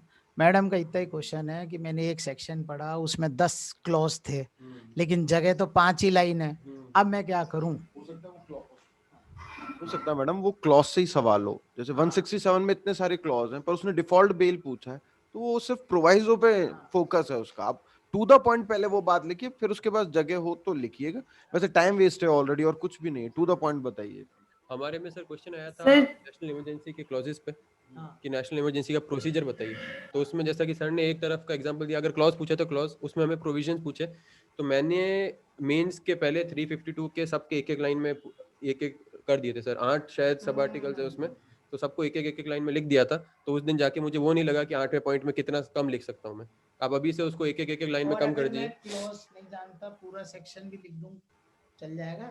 हाँ सर, ये भी मैडम बिल्कुल, का क्वेश्चन होगा। ये बिल्कुल होता है सर, बहुत जेन्युइन क्वेश्चन है कि अगर आपको नहीं आ रहा है तो आप जितना अच्छी लैंग्वेज में क्लॉज की जगह लिख सकते हैं, लेकिन ऐसा मत कीजिए कि आप एग्जामिनर को ट्रिक कर रहे हैं। ऐसा कुछ नहीं दिखना चाहिए कि आप एक ही लाइन में बिना पॉइंट हो, हम्म सेक्शन तक भी हो तो भी चल बस आप जाएगा। उसमें क्लॉज मत लिखिए, ये मत लिखिए 352 का क्लॉज 4 है ये, बस लिखिए सेकंड पॉइंट करके डाल दीजिए कि ये है थर्ड फोर्थ, वो चलता है। ठीक है मैडम। हाँ, सर नेक्स्ट। एक ये था। बोलो बोलो। हेलो। हाँ सर, एक ये था कि आईपीसी का जैसे डेफिनेशंस रीड करते हैं हम लोग, तो सर उनको मैं पूछ रही थी कि मतलब फॉर्म में लिख के आए या फिर हम एलिमेंट्स को पॉइंट टू पॉइंट लिख सकते हैं? जैसे आईपीसी का उसको एक क्वेश्चन डेफिनेशन को है, मान पूरा। लीजिए डेफिनेशन का क्वेश्चन है थेफ्ट, तो वो पैराग्राफ में लिखे हैं या पॉइंट में लिखे हैं या कॉलम बना के लिखे हैं? आप पॉइंट सी बेस्ट है मैडम, पॉइंट सी। हाँ सर, बिल्कुल पॉइंट सी। पॉइंट्स में लिख लीजिए मैडम, ठीक है? हाँ, ओके सर, थैंक यू। भविता सोनी, अनम्यूट। एक मिनट मैडम, आवाज नहीं आ रही, अनम्यूट करिए, अनम्यूट करिए। हाँ हेलो, हाँ, बोलिए ma'am. Congratulations to both of you sir. And sir मेरा क्वेश्चन ये है कि जैसे हम अभी बेयर एक्ट कर रहे हैं, आपने भी बताया बेयर एक्ट, लेकिन कहीं पे भी आपने ये नहीं बताया कि मतलब नॉट अबाउट बताया कि what is the importance of reading books other than bare act. मतलब उसको भी हमें पूरा का पूरा, क्योंकि that is in full detail, will read the whole bare act, पूरा ठीक कंप्लीट है हो मैम, गया, हमने लर्न कर लिया। तो क्वेश्चन बुक्स मैं का कर क्या देता है सर? जी कि सर। मैडम बैरक भी पढ़ रही है, जेकेएलएस के नोट्स भी पढ़ रही है, अब आपने कहा बुक्स भी पढ़ लो, तो मैं बुक्स तो पूरा डिटेल का है, इतने घंटे भी लग जाएंगे, तो ये है मैडम का क्वेश्चन, यही है ना मैडम? जी सर, जी हाँ, सर, बिल्कुल। तो भाई आपकी क्या स्ट्रेटेजी थी जब बुक्स पढ़े, कितना पढ़े या नहीं पढ़े, वो पूछ रही है। Exactly sir. नहीं, बुक्स पढ़ी तो थी, ये तो कहना गलत होगा क्योंकि आपको शायद पहले दिन ही सर ने बुक्स के नाम भी बता दिए होंगे। सर छुपाते नहीं, पहले दिन ही बता दिए भैया ये पढ़ लेना तुम लोग। तो बुक्स तो पढ़ते थे, पर बहुत ज्यादा भी नहीं कि बस उसी में उलझे रह गए कि अब कोई नेट और उससे हमारा कोई लेना देना तो नहीं, हमें कॉम्पिटिटिव। तो बेयरक्ट बुक्स में भी आप अपने आप जब पढ़ने लगेंगे आपको कई चीजें देखेंगे कि जैसे बेयरक्ट में हो सकता है कोई शब्द का मतलब अलग से बुक में बता रखा हो, तो उस चीज को अलग से डालिए। बाकी वो चीज रिपीट कर रहा है, उसने ये कहा उसने वो कहा, उसमें फोकस मत कीजिए। सर मैंने बताया जैसे कि अगर आपको लग रहा है कि जैसे अगर कोई केस देख लेते हैं सर, 34 और 149 वाला था सर, उसमें बहुत लोग कंफ्यूजन रहते हैं कि क्या दोनों में डिफरेंस है और क्या है। तो उसमें आपको अगर एक ही केस बार बार रिपीट होते हुए दिख रहा है बुक में, तो जाहिर सी बात है उसको लिख दीजिए। अगर आपके नोट्स में नहीं है वो, तो अगर गलती से वो ऐड नहीं हुआ है तो उस चीज़ को लिख दीजिए। और जितना जल्दी हो सके, जैसे कि आप सर ने एक दिन दिया है 299 300 पे आईपीसी में, तो वो जाहिर सी बात है वो एक दिन में कंप्लीट होगा ही नहीं आपसे बुक में, तो 2 दिन एक्स्ट्रा लगाइए। लेकिन अगर मैं ये कहना चाहता हूँ, हो सकता है उस बुक का 2 पॉइंट पढ़ने से आपको कोई फायदा नहीं हुआ, लेकिन आप उसकी वजह से इतना हो सकता है जब आप प्री की तैयारी कंप्लीट हो चुकी है, आपके दिमाग में वही रहेगा कि 300 299 मैंने बुक से नहीं पढ़ा और 100% मेरे मार्क्स उसमें कम आएंगे। आप डिमोटिवेट होते रहोगे, वो मेंटल फैक्टर बहुत मायने रखता है। एक मेंटल फैक्टर का एक ओके बहुत सर। इंपॉर्टेंट पॉइंट बताया है, भले ही वो क्वेश्चन आए जी चाहे सर। नहीं आए, लेकिन कोई आदमी कोई एरिया छोड़ के चला जाता है तो उसके दिमाग में रहता है यार कॉम्पिटिटर्स ने तो ये किया होगा, मैंने। सबकी बुक कंप्लीट हुई है सर। हाँ, और सबकी बुक कंप्लीट हुई है सर, ठीक है। हाँ, जी सर, रहता है। Thank you sir. हाँ, ओके मैम। हाँ, सुनिधि रावत, अनम्यूट करो मैडम।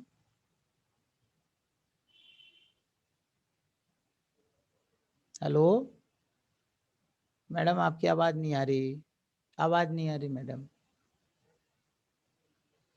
यार ये भैया ये सारे लोगों को नहीं ले पाएंगे, 2-4 लोगों को ले पाएंगे, ये रिपीटर नहीं होंगे मैडम। ये एकता जी आपको नहीं लेंगे अब। ठीक है, हो गया आपका क्वेश्चन। ठीक है, पहले अरे भैया आपकी आवाज नहीं आ रही थी मैडम। ठीक है, कोमल हरलिखा को देते हैं, अनम्यूट करो मैडम। ये तो पार्टिसिपेंट हैंड पे हैंड रेज ही कर रहे हैं। हाँ हेलो, इन लोगों को क्या है, सेक्रेटरीट भी जाना है। ठीक है ना भैया, काम से आए थे। पुलकी जी तो लोकल हैं, ये जोधपुर से आए हैं। ठीक है, तो आज का ही दिन है इनके पास। हाँ हेलो। Hello sir. हाँ मैडम बोलिए। सर मेरा सवाल पुलकित सर से था। उन्होंने बोला था कि एक केस डायरी रखने के लिए, मतलब जो भी इम्पोर्टेंट बेंचमार्क केसेस है उनको लिखने के लिए सर कितना उसे समराइज करना है, मतलब इश्यूज भी लिखने हैं, फैक्ट्स भी लिखने हैं, जजमेंट भी लिखना है। आपने एक बात बोली थी कि आदमी को हाँ पकड़ लिया। तो अब मैडम का क्वेश्चन ये है कि मैं कितना एक जजमेंट ले भी लूं तो आधा घंटा, आधा पेज लिखूं, 1 पेज लिखूं, 2 पेज, मतलब वो नोट्स फॉर्म में लिखना चाहिए, यही है ना? हाँ, यस सर। उसमें जो डायरेक्ट सुप्रीम कोर्ट ने क्या साइट किया है वो डायरेक्ट मेंशन कीजिए। उन्होंने बोला है ये एक लाइन, उसके अंदर कितने, हमें उससे मतलब नहीं, उसने डायरेक्ट क्या दिया। अब आपका मन है कि भाई मुझे समझ में नहीं आया डायरेक्ट साइटेशन से, तो इन डिटेल एक बार जाके पढ़ लीजिए बस। मैडम जितना मैं लिखवाता हूँ ना केस लॉ में, 1 लाइन 2 लाइन उतना ही लिखिए, यही बात है ना सर? हाँ थैंक यू सर। पूजा चौहान एक बार अनम्यूट कर लो। Morning, sir, हाँ बोलिए। and heartiest congratulations to both of you. It is very crucial how you study in the last few days before your exam. How do you split the time? And the most important is what are the notes that you're going to revise, whether it is your bare act or whether it's your the notes that you've made, or the question answers that you've made. So I want to know what worked for each of you. What was your approach right before the mains? How did you make your notes? Was it the bare acts only that you revised? Was it your notes? Do you mention case laws in the bare acts? The overall approach that worked for ठीक है, each. आखिरी के 10 दिन आपने क्या पढ़ा, यही है बेसिक बात। आप लास्ट डेज की बात कर रहे हैं तो मैं आपको बता देता हूँ, उसके लिए आपको एक तरीका अपनाना चाहिए सर। क्या करें, अभी तैयारी करें सर, जैसे आप जो एक्ट पढ़ा रहे हैं, आप एक खाली पन्ना रखें अपने पास, अपने जहां पर भी पढ़ रहे हैं, जिस रूम में भी, वो जैसे एक अपन लगा के रखते हैं ना, चस्पा रूप में रखिए उसको। हाँ, लगा के रखिए। आप जो चीज पढ़ रहे हैं, आपको पता है कि ये चीज मुझे दिक्कत देती है बार बार, उसको लिख लें बस। जैसे मैंने एक ट्रिक लिख रखी थी, डिसऑनेस्टली और फ्रॉडुलेंटली आईपीसी में कहाँ कहाँ आता है। तो सर वो रोज तो याद रहना बहुत मुश्किल है, तो मैंने लिख लिया आईपीसी में कौन कौन से सेक्शन। तो मैं उन दिनों से जब एग्जाम, तो उनसे पहले वो जो मैंने चस्पा किया था पेज में, उसको रिवाइज बहुत करता था, तो वो बहुत हेल्पफुल होता है सर। सर मुझे 2 स्ट्रेटेजीज पता थी, एक सर सिद्धांत सर की जो भी मैंने बहुत ट्राई किया, और एक मुझे मेरी जो पर्सनल थी कि आप जितना ज़्यादा उस मेंस के 10 दिन पहले तक वाला जो डे है, उस दिन तक आप कितना अपने नोट्स को कंसाइज कर सकते हैं।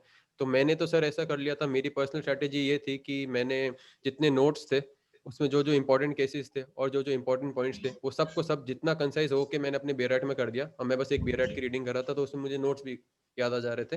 अगर कोई सिद्धांत सर की भी ऐसी, या फिर मैं जितने लोगों को इंपॉर्टेंट स्ट्रेटेजीज जानता हूँ, उसमें एक ये बहुत अच्छी स्ट्रेटेजी है कि एक आप कॉपी बनाने में मत जाइए, आप अपने साथ साथ में जो भी आपको लग रहा है, जैसे कि अगर आपको आर्टिकल 352 का करना है, 299, 300 आईपीसी का करना है, तो उनकी एक कॉपी बनाइए आईपीसी या जो भी, मतलब उसमें सारे के सारे शुरू से लेके आईपीसी में फर्स्ट सेक्शन के बाद में सीधा 34 ही आएगा इंपॉर्टेंट। तो आप 34 पे आइए, 34 के इंपॉर्टेंट पॉइंट्स कंसाइज करके उसमें लिख दीजिए। साथ में हाँ, सिनॉप्सिस 149, वो पूरी कॉपी एक सिनॉप्सिस हो जाएगी। और वो कॉपी हो सकता है कि लास्ट में 15 या 20 पेज की रहे एक पूरे सब्जेक्ट की, और वो 15 पेज आपसे आधे घंटे 1 घंटे में रिवाइज हो जाएंगे। माइनर की बना के रखता था सर सिनॉप्सिस। माइनर की आप बना के रखते? हाँ, क्योंकि पहले क्या, पहले सर 44 एक्ट होते थे, तो मैं माइनर के सबके सिनॉप्सिस रखता था सर मैं। ठीक है मैडम। हाँ Thank you, sir. दीक्षा महिला, ये कोमल हरलाका को दे दिया था ना मौका, अनम्यूट है। हाँ हाँ, दीक्षा महिला एक बार बोलिए। Hello, congratulations, sir. Sir, actually my question is कि please give some directions about the answer formations, because बहुत सारे questions अलग-अलग form, some are direct, some are application based, and some are legality, for example legality of any order. तो अपन को मतलब जो question relevant section है उसको पहले मेंशन करना चाहिए, या फिर उसके फॉल्स ऑर्डर के, या फिर कैसे आंसर फॉर्मेशन करना चाहिए अलग अलग डिमांड ये पूछना चाह रही हैं, आई गॉट द पॉइंट, कि how to write an answer, यही था आपका मामला?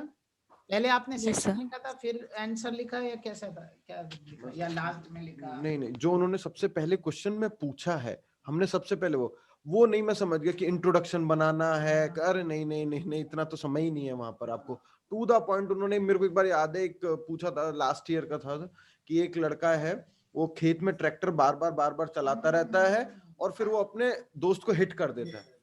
सीधा लिखना था कि this is the pure example of death by negligence and accident, that is mentioned in article in section 304A, और फिर डायरेक्ट वो लिखना था। वो राम कथा नहीं कि ये पहले आया, ये इतना नहीं, उनको इंटरेस्ट ही नहीं है, उनको टू द पॉइंट आंसर चाहिए। यही है? हाँ सर, मेरा same answer madam. Okay, Deepika Gaur, hello, unmute करिए Deepika Gaur. Hello, good morning sir. Sir my question is कि सर मेमोराइज नहीं हो पा रहा है, ये सबसे बड़ी स्ट्रैटेजी कैसे बना सकते हैं कि हर चीज़ मेमोराइज रहे? मतलब जब हम बैरेट खोलें तो हमें पता हो कि हाँ ये सेक्शन, ये चैप्टर, ये यहाँ से यहाँ तक है, यहाँ से यहाँ तक है, इसमें ये इम्पोर्टेंट सेक्शन है। सर ये सबसे बड़ी प्रॉब्लम हो रही है। ठीक है, question is very simple, I understood but I can not remember the sections, how to deal? एक ही है सर इसका रामबाण, रिवीजन, और कुछ भी इसका इलाज नहीं, जितना हो सके उतना रिवीजन करें। सर मेरा तो उसमें सबसे इम्पोर्टेंट पॉइंट था जो शायद आज मिस कर देता मैं, कि सर ये है कि अगर आपको आईपीसी स्टार्ट हो रहा है और सर अपना शेड्यूल, सर का भी एक कैलेंडर पूरा होता है बहुत अच्छा सा, तो उस इंडेक्स में आप वो कैलेंडर में ये लिख दीजिए कि आप इतने सेक्शन ये कर रहे हैं। आईपीसी जिस दिन खत्म हुआ उस दिन आपका एक पर्सनल शेड्यूल होना चाहिए, आपके पास एक पर्सनल कैलेंडर होना चाहिए। मुझे लगता नहीं है शेड्यूल से इंपॉर्टेंट कोई चीज़ थी मेरी पूरी स्ट्रैटेजी में। उसके बाद में आपके पर्सनल कैलेंडर में ये होना चाहिए कि आज मेरा पूरा कोर्स खत्म हो गया, उसके 7 या 10 दिन, उससे ज़्यादा मत दीजिएगा कभी भी, 7 या 10 दिन बाद मुझे ये चीज़ रिवाइज करनी है। फिर उसके बाद में आपको अगली बार 5 दिन में, उसके बाद अगली बार 3 दिन में, और फिर 1 दिन में। फिर वो 1 दिन बाद में आप फिर कभी भूलने नहीं वाले हैं, और हो नहीं सकता, मुझे नहीं लगता 1 महीने बाद आपका सेम क्वेश्चन रहेगा। एक चीज में बताओ, आप जैसे आपने जो लिखा ना, सिनॉप्सिस बनाए, तो सर मैं पक्का गारंटी दे रहा हूँ एग्जाम से 1 दिन पहले है ना सर, आप बेरक कुछ भी नहीं खोलेंगे। आप सुबह बैठिए, बंद करके, आप बस आंख बंद करके रिवाइज करते रहो, होता चला जाएगा सर। आप 1 दिन पहले कुछ भी नहीं खोल के पढ़ोगे। ठीक है मैडम, ओके। सुनिधि रावत, फिर से, हाँ माइक सही है क्या आपका? हेलो, नहीं, हेलो, हाँ मैडम बोलिए। मैडम आवाज नहीं आ रही है, सॉरी मैडम, आवाज नहीं आ रही मैडम, आवाज नहीं आ रही। ठीक है, ये तो हो गया था ना। सौरभ अग्रवाल, अनम्यूट करें। हेलो, हाँ सौरभ जी बताएं। सर नमस्ते।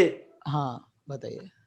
सर मेरे को पूछना था, जैसे सर के नोट्स बहुत, सर पूरे सारे डिटेल में नोट्स कराते हैं सर, तो जैसे हम सर के नोट्स पूरे कमांड करके और फिर डायरेक्ट, तो सर बुक्स पे कितनी निर्भरता है और नोट्स पे कितनी निर्भरता है सर? बुक्स कितनी पढ़ूं, बस वही क्वेश्चन। पहले नोट्स और बेरेक्ट कर लीजिए, सर आप पहले नोट्स और बेरेक्ट कर लीजिए, फिर उसके बाद ऐड ऑन करने के लिए बुक्स पढ़िए। पहले उन पे तो पूरी पकड़ होनी चाहिए आपकी सर। हाँ सर के नोट्स पे पहले पूरी पकड़ बनाए ना सर? जी बिल्कुल। और बेरेक्ट मतलब नोट्स और बेरेक्ट पे पहले पकड़ होनी चाहिए, उसके बाद बुक्स पर आए हैं आप। Thank you sir, thank you. First priority तो बेरेक्ट है सर। बेरेक्ट और नोट्स पर ही आते हैं भैया। Thank you sir. कहाँ गए? लक्ष्य चला गया। हाँ, खुशबू शर्मा, अनम्यूट करें। आपका हो गया क्या एक बार? नो सर, मैंने फर्स्ट टाइम पूछा। ठीक है। Congratulations both of you for the selection. Actually sir मैं ये पूछना चाहती हूँ, जैसे एक ही स्पेसिफिक नीचे, अच्छा मैं ही कर देता हूँ। हाँ ठीक है। हाँ, एक ही स्पेसिफिक सेक्शंस के जैसे काफ़ी सारे केस लॉस हो जाते हैं। अपन एग्जांपल लें तो जैसे वो 300 मर्डर और इन सब से रिलेटेड हो जाते हैं, तो अपन कितने सारे केस लॉस पॉसिबल मेरे लिए नहीं हो पाता कि मैं इतने सारों को याद कर पाऊँ, तो उस टाइम कैसे इस केस लॉस पे कमांड बनाई जाए कि हाँ ठीक है आप ये लिखें, ये वाला लिखें, क्योंकि स्पेसिफिकली हर एक सेक्शन के काफ़ी सारे केस लॉस होते जाते हैं आगे आगे जाओ तो। भाई इसको मैं अच्छी तरह बता देता हूँ। मैं 299 300 पढ़ी, किताब खरीदी, रतनलाल धीरजलाल या जो भी है, उसमें 50 पन्ने हैं केस लॉ के। 50 पन्ने तो मैं लिखूंगी नहीं, तो मुझे तो 10 ही केस लॉ लिखने हैं या 5 लिखने हैं, whatever the number is. How to identify it? Question हम तो वही पढ़ के जाते थे सर, जो सर हमें नोट्स में लिखवाते थे वही लीडिंग केस लॉस होते थे, और डिस्कशन भी उन्हीं के ऊपर होता था, ऐसे सबके ऊपर तो नहीं हो सकता। तो सर जैसे मेंस में लिखना करना हो ये केस लॉस वगैरह, तो स्पेसिफिकली 2 से 3 मतलब ऐसा कुछ है नहीं कि आप खूब सारे केस लॉस को ही मेंशन करने का वहाँ ट्राई करें? नहीं मैम, अगर वो अटेम्प्ट करने पे जाएंगे तो पेपर भी छूट जाएगा। पेपर ही छूट जाएगा। ये बात, अगर आप नोट्स वाले सारे केसेस लिख दें तो आप बहुत ज्यादा हो सकता है कि मार्क्स ही ज्यादा है। 100 क्वेश्चन में तो एक आधा सवाल आएगा केस लॉस का, इतने नहीं आते केस लॉस के, आप इतना केस लॉस को लेके जाता। हाँ ना, बस टोटल 3 आए पेपर में 3 क्वेश्चंस थे शायद केसेस के, उसके अलावा मैंने अपने आप से एक और लिखा होगा, टोटल 4 केस। नोट्स आप पढ़ लीजिए मैडम, हाँ जी बुक्स सर, के हिसाब ओके। से पढ़ लीजिए। Okay, thank you sir. Okay, lower hand भी कर दीजिएगा। हाँ, दीपिका गौर अनम्यूट करो। हेलो, हाँ बताइए मैम। यस सर, मैंने पूछ लिया भाई क्वेश्चन। पूछ लिया? अच्छा, आपका हाँ जी हाथ वो खड़ा था। और कौन है? सिमरन ने भी पूछ लिया क्या? हाँ लो, पूछो मैडम। हाँ, hello hello,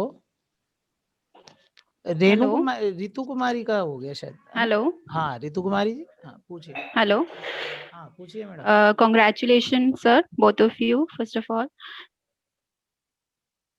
sir, I to ask one question sir. जैसे आपने बोला कि जो डिफरेंसेस होते हैं वो भी बहुत इम्पोर्टेंट होते हैं, तो सर सर ने पहले भी हमें डिफरेंसेस की एक बुक बता रखी है, Basanti Lal, but it is in Hindi. तो सर इंग्लिश मीडियम के लिए कोई ऐसी बुक जो आप लोगों ने प्रेफर करी हो जिससे हम कंफर्टेबली उस चीज को डील कर सकते हैं? किताब तो नहीं, इंग्लिश में तो डिफरेंस के लिए कोई किताब नहीं मैडम, जो बुक्स हैं उन्हीं से देख लीजिए। बस हम तो कानूनी भेद से ही कर लेते थे उनसे, वो अपने आप ही इतनी समझ हो जाती है कि वो आप ट्रांसलेट करके कर सकते हैं। मुझे लगता है सर वो, अगर आपको मेन इंपॉर्टेंट चीज होती है कि मैम आपको लास्ट टाइम तो ये नहीं समझ आएगा कि इन दोनों चीजों में कोई डिफरेंस का क्वेश्चन आ भी सकता है, तो कानूनी भेद ये बता देगा कि इन दो चीजों में डिफरेंस भी है। ये भी एक आइडिया ये सर आपने मुझे बताया था कि ये आपको ये भी बताएगा कि इन दो चीज में डिफरेंस भी है और इनका क्वेश्चन बनता है। 191 और 181 में डिफरेंस नहीं हो पाता सर, हाँ, वो बता देता है। वो बता देता है, और जो एकदम बेसिक डिफरेंसेस हैं वो सारे के सारे सर कवर करवा देंगे।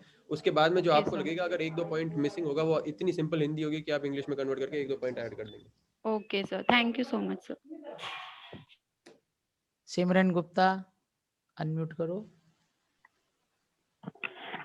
Congratulations, sir. So my question is whether we have to memorize each and every section of all the major acts. मतलब बहुत सारे sections और articles होते हैं, तो हम हर section को पढ़ें और हर section को memorize करें, ये जरूरी है? जो सर पढ़ा रहे हैं ना आपको सेक्शंस, बस वो ही पढ़ने हैं, उसके ऊपर हाँ, नहीं सर, अब जैसे सर आपने हमें जैसे पॉइंट्स के बताए थे, तो वो एक चार्ट बनवा देते, उसको उतना ही सीमित रखें, इतना ही। हाँ सर, बिल्कुल बहुत इंपॉर्टेंट पॉइंट है ये कि सर ने जितने करवाए, अब जैसे 177 से 230 में कोई नहीं था, 230 से अगर कॉइन्स की चालू हुई तो वो एक कॉइन्स की टेबल पढ़ी है, वो हमेशा याद रहेगी। मुझे आज तक कभी सर वो जो हाउस ट्रेसपस है उसमें मैंने आज तक 2 मिनट से ज्यादा नहीं दिए सर। 441 से एक बार में सर टेबल चलती है, और मैं जहाँ पे भी मुझे अगर कोई डिफरेंस याद नहीं आता है, कुछ सेक्शन याद नहीं आता, तो मैं उसी टाइम एक छोटी सी टेबल बना लेता हूँ, याद हो जाता है। सर ने कुल मिला के ये बात है, सर ने जितने सेक्शंस करवाए उसके बाहर कभी आज तक नहीं आया है, तो उसकी आप चिंता मत करिए। रीना सर एक और क्वेश्चन था। अरे मैडम 11 भी बज रहे हैं, हाँ इनको भी जाना है। सर जजमेंट राइटिंग के लिए कोई बुक सजेस्ट कर दीजिए। एमपी वाली पीएम नाम जो वो बहुत ज्यादा लेंदी हो जाएगी आई थिंक, वो पे उसको देख सकते हैं, देख लें। बाकी सर कराते हैं जजमेंट राइटिंग की क्लास। हाँ बुक देखना और कुछ नहीं है, तसल्ली हो। तो आपको लगेगा कि sir judgment PV Namdev Joshi madam, MP की है लेकिन काम आती है। मुझे याद नहीं आ रहा सर, मैं आपको भेज देंगे। ठीक है मैडम। सुरेंद्र मलिक की भी है, सुरेंद्र मलिक की भी है। हाँ ठीक है। रीना शर्मा जी का हाँ अपना इतना है नहीं। हाँ एक मिनट, ऐश्वर्या जोशी अनम्यूट करो। देखो हाँ 2-3 ही बच्चे हैं। Hello hello. अरे ये 6 जने को अब ये अब हाथ मत खड़ा करो भैया, ये 2-3 जो दिख रहे हैं, ऐश्वर्या जोशी और ये तुमने पूछ लिए थे क्या Vinita Khandelwal?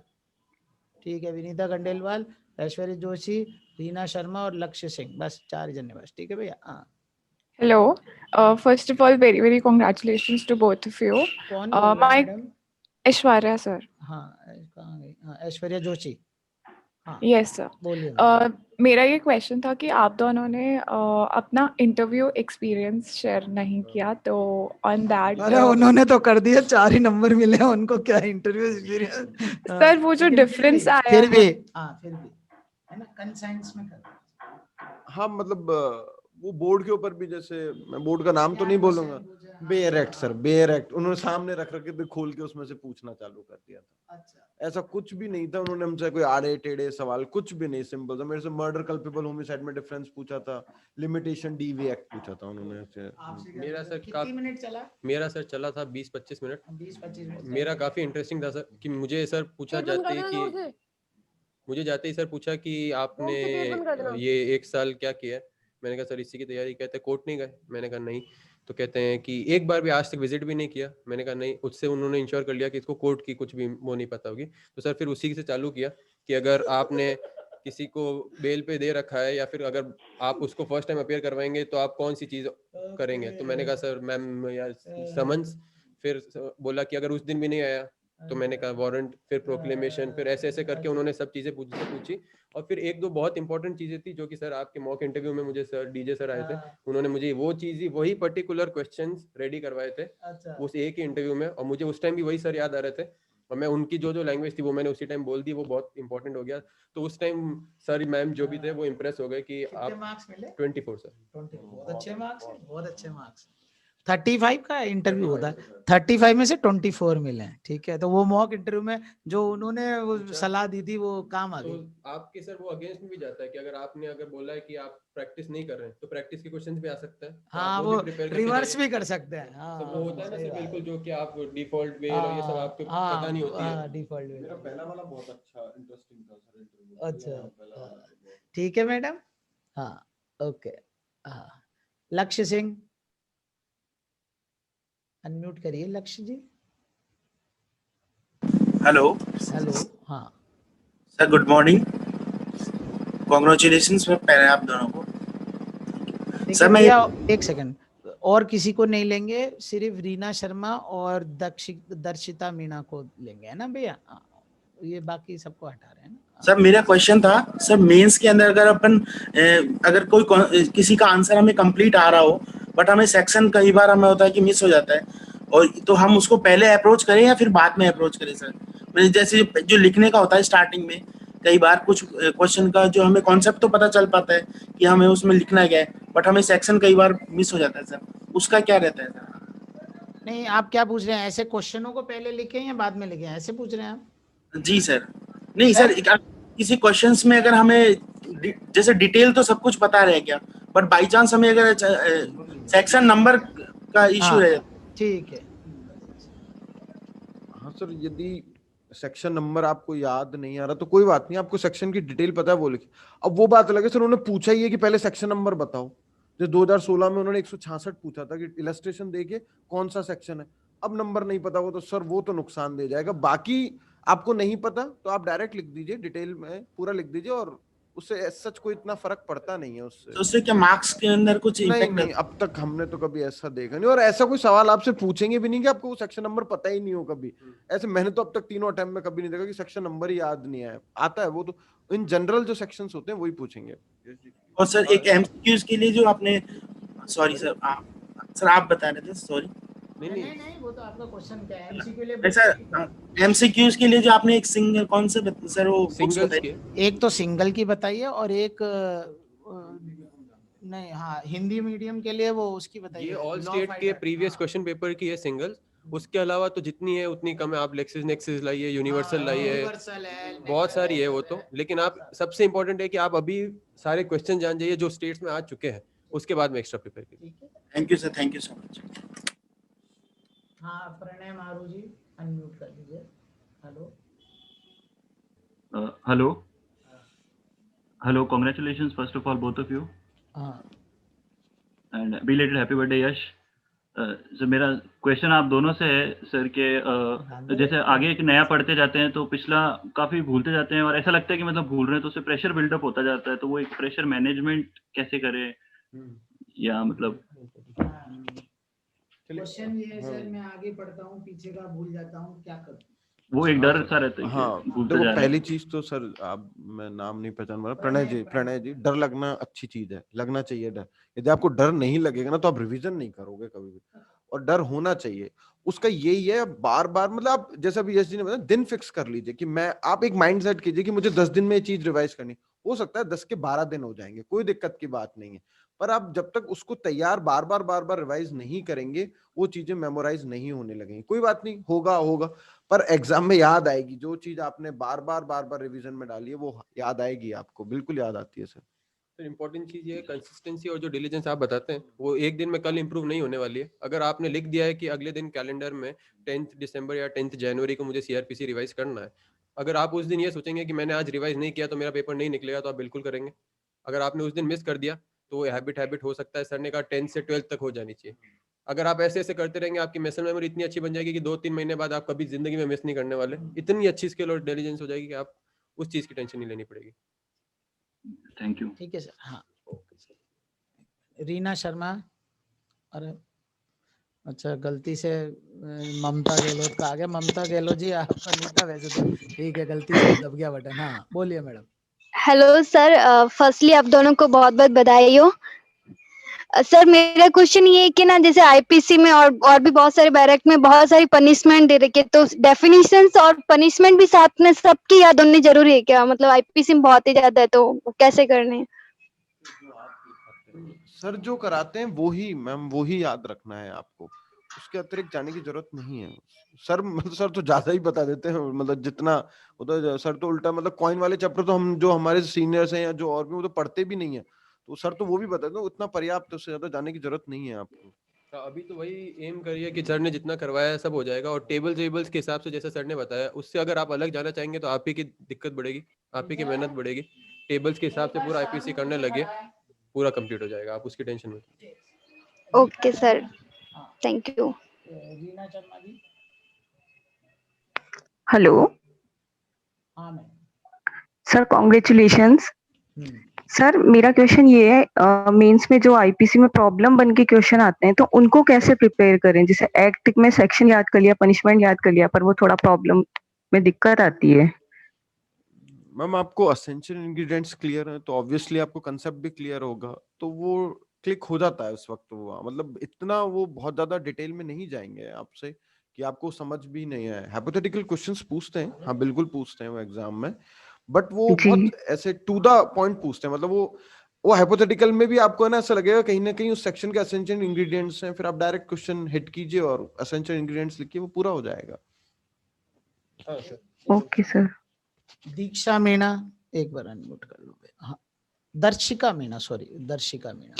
Good morning sir. Sir मेरा क्वेश्चन आप दोनों से है कि जब हम आरजेएस के लिए जब हम स्टार्ट करते हैं जर्नी, तो ऐसी चीजें जो इम्पोर्टेंट है, जो हमें पक्का कंटिन्यू करनी चाहिए, स्टिक करनी चाहिए जब हम हमारी तैयारी करें, और कुछ कॉमन मिस्टेक्स जो हमें नहीं करनी चाहिए, जो जनरली लोग कर देते हैं जब वो आरजेएस की तैयारी करते हैं। आप दोनों की जर्नी से काम करो, दो अच्छी बात है, मतलब जो स्ट्रेटजी पॉइंट प्लस करेंगे और दो माइनस, जो हर आदमी को ध्यान रखेंगे। एक तो सर के साथ चलें, सबसे पहली चीज तो इस आदत को तो पहले ही डाल लें कि आपको जो सर पढ़ा रहे हैं वो जी। एक ये तो बिल्कुल ही ना करें कि मतलब जो नेक्स्ट डे के लिए रखना है वो तो आदत में नहीं डालें। दूसरी चीज, जितने भी जो फैक्टर्स आपको इफेक्ट करते हैं कि वो जो मन भटकाते हैं, वो उनकी तरफ ध्यान नहीं दें सर। जैसे होता है मोबाइल पे भी मन करता है सर, वहाँ ह्यूमन टेंडेंसी है, ऐसा तो ह्यूमन टेंडेंसी, हमारा भी मन करता है। कोशिश करें उस टाइम पे आपको, और कुछ तो चीजें खुद के कंट्रोल से ही होती हैं सर, वो जब तक भूख नहीं होगी वो आप नहीं कर पाओगे सर, वो तो ये।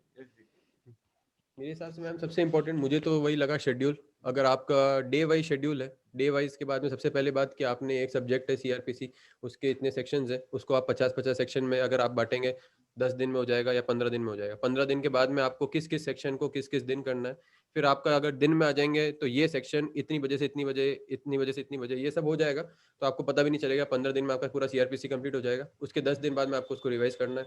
अगर आप एकदम माइन्यूट हर चीज पे चले जाएंगे तो आपको ये सब बड़े बड़े सवालों की एकदम टेंशन ही नहीं होगी। ठीक है सर, मैं सबकी ओर से दोनों को थैंक यू कह रहा हूँ। ठीक है सर, आपकी आज की क्लास ओवर हो चुकी है। एविडेंस वाली क्लास 12 बजे होगी, ठीक है भैया? Okay, thanks a lot.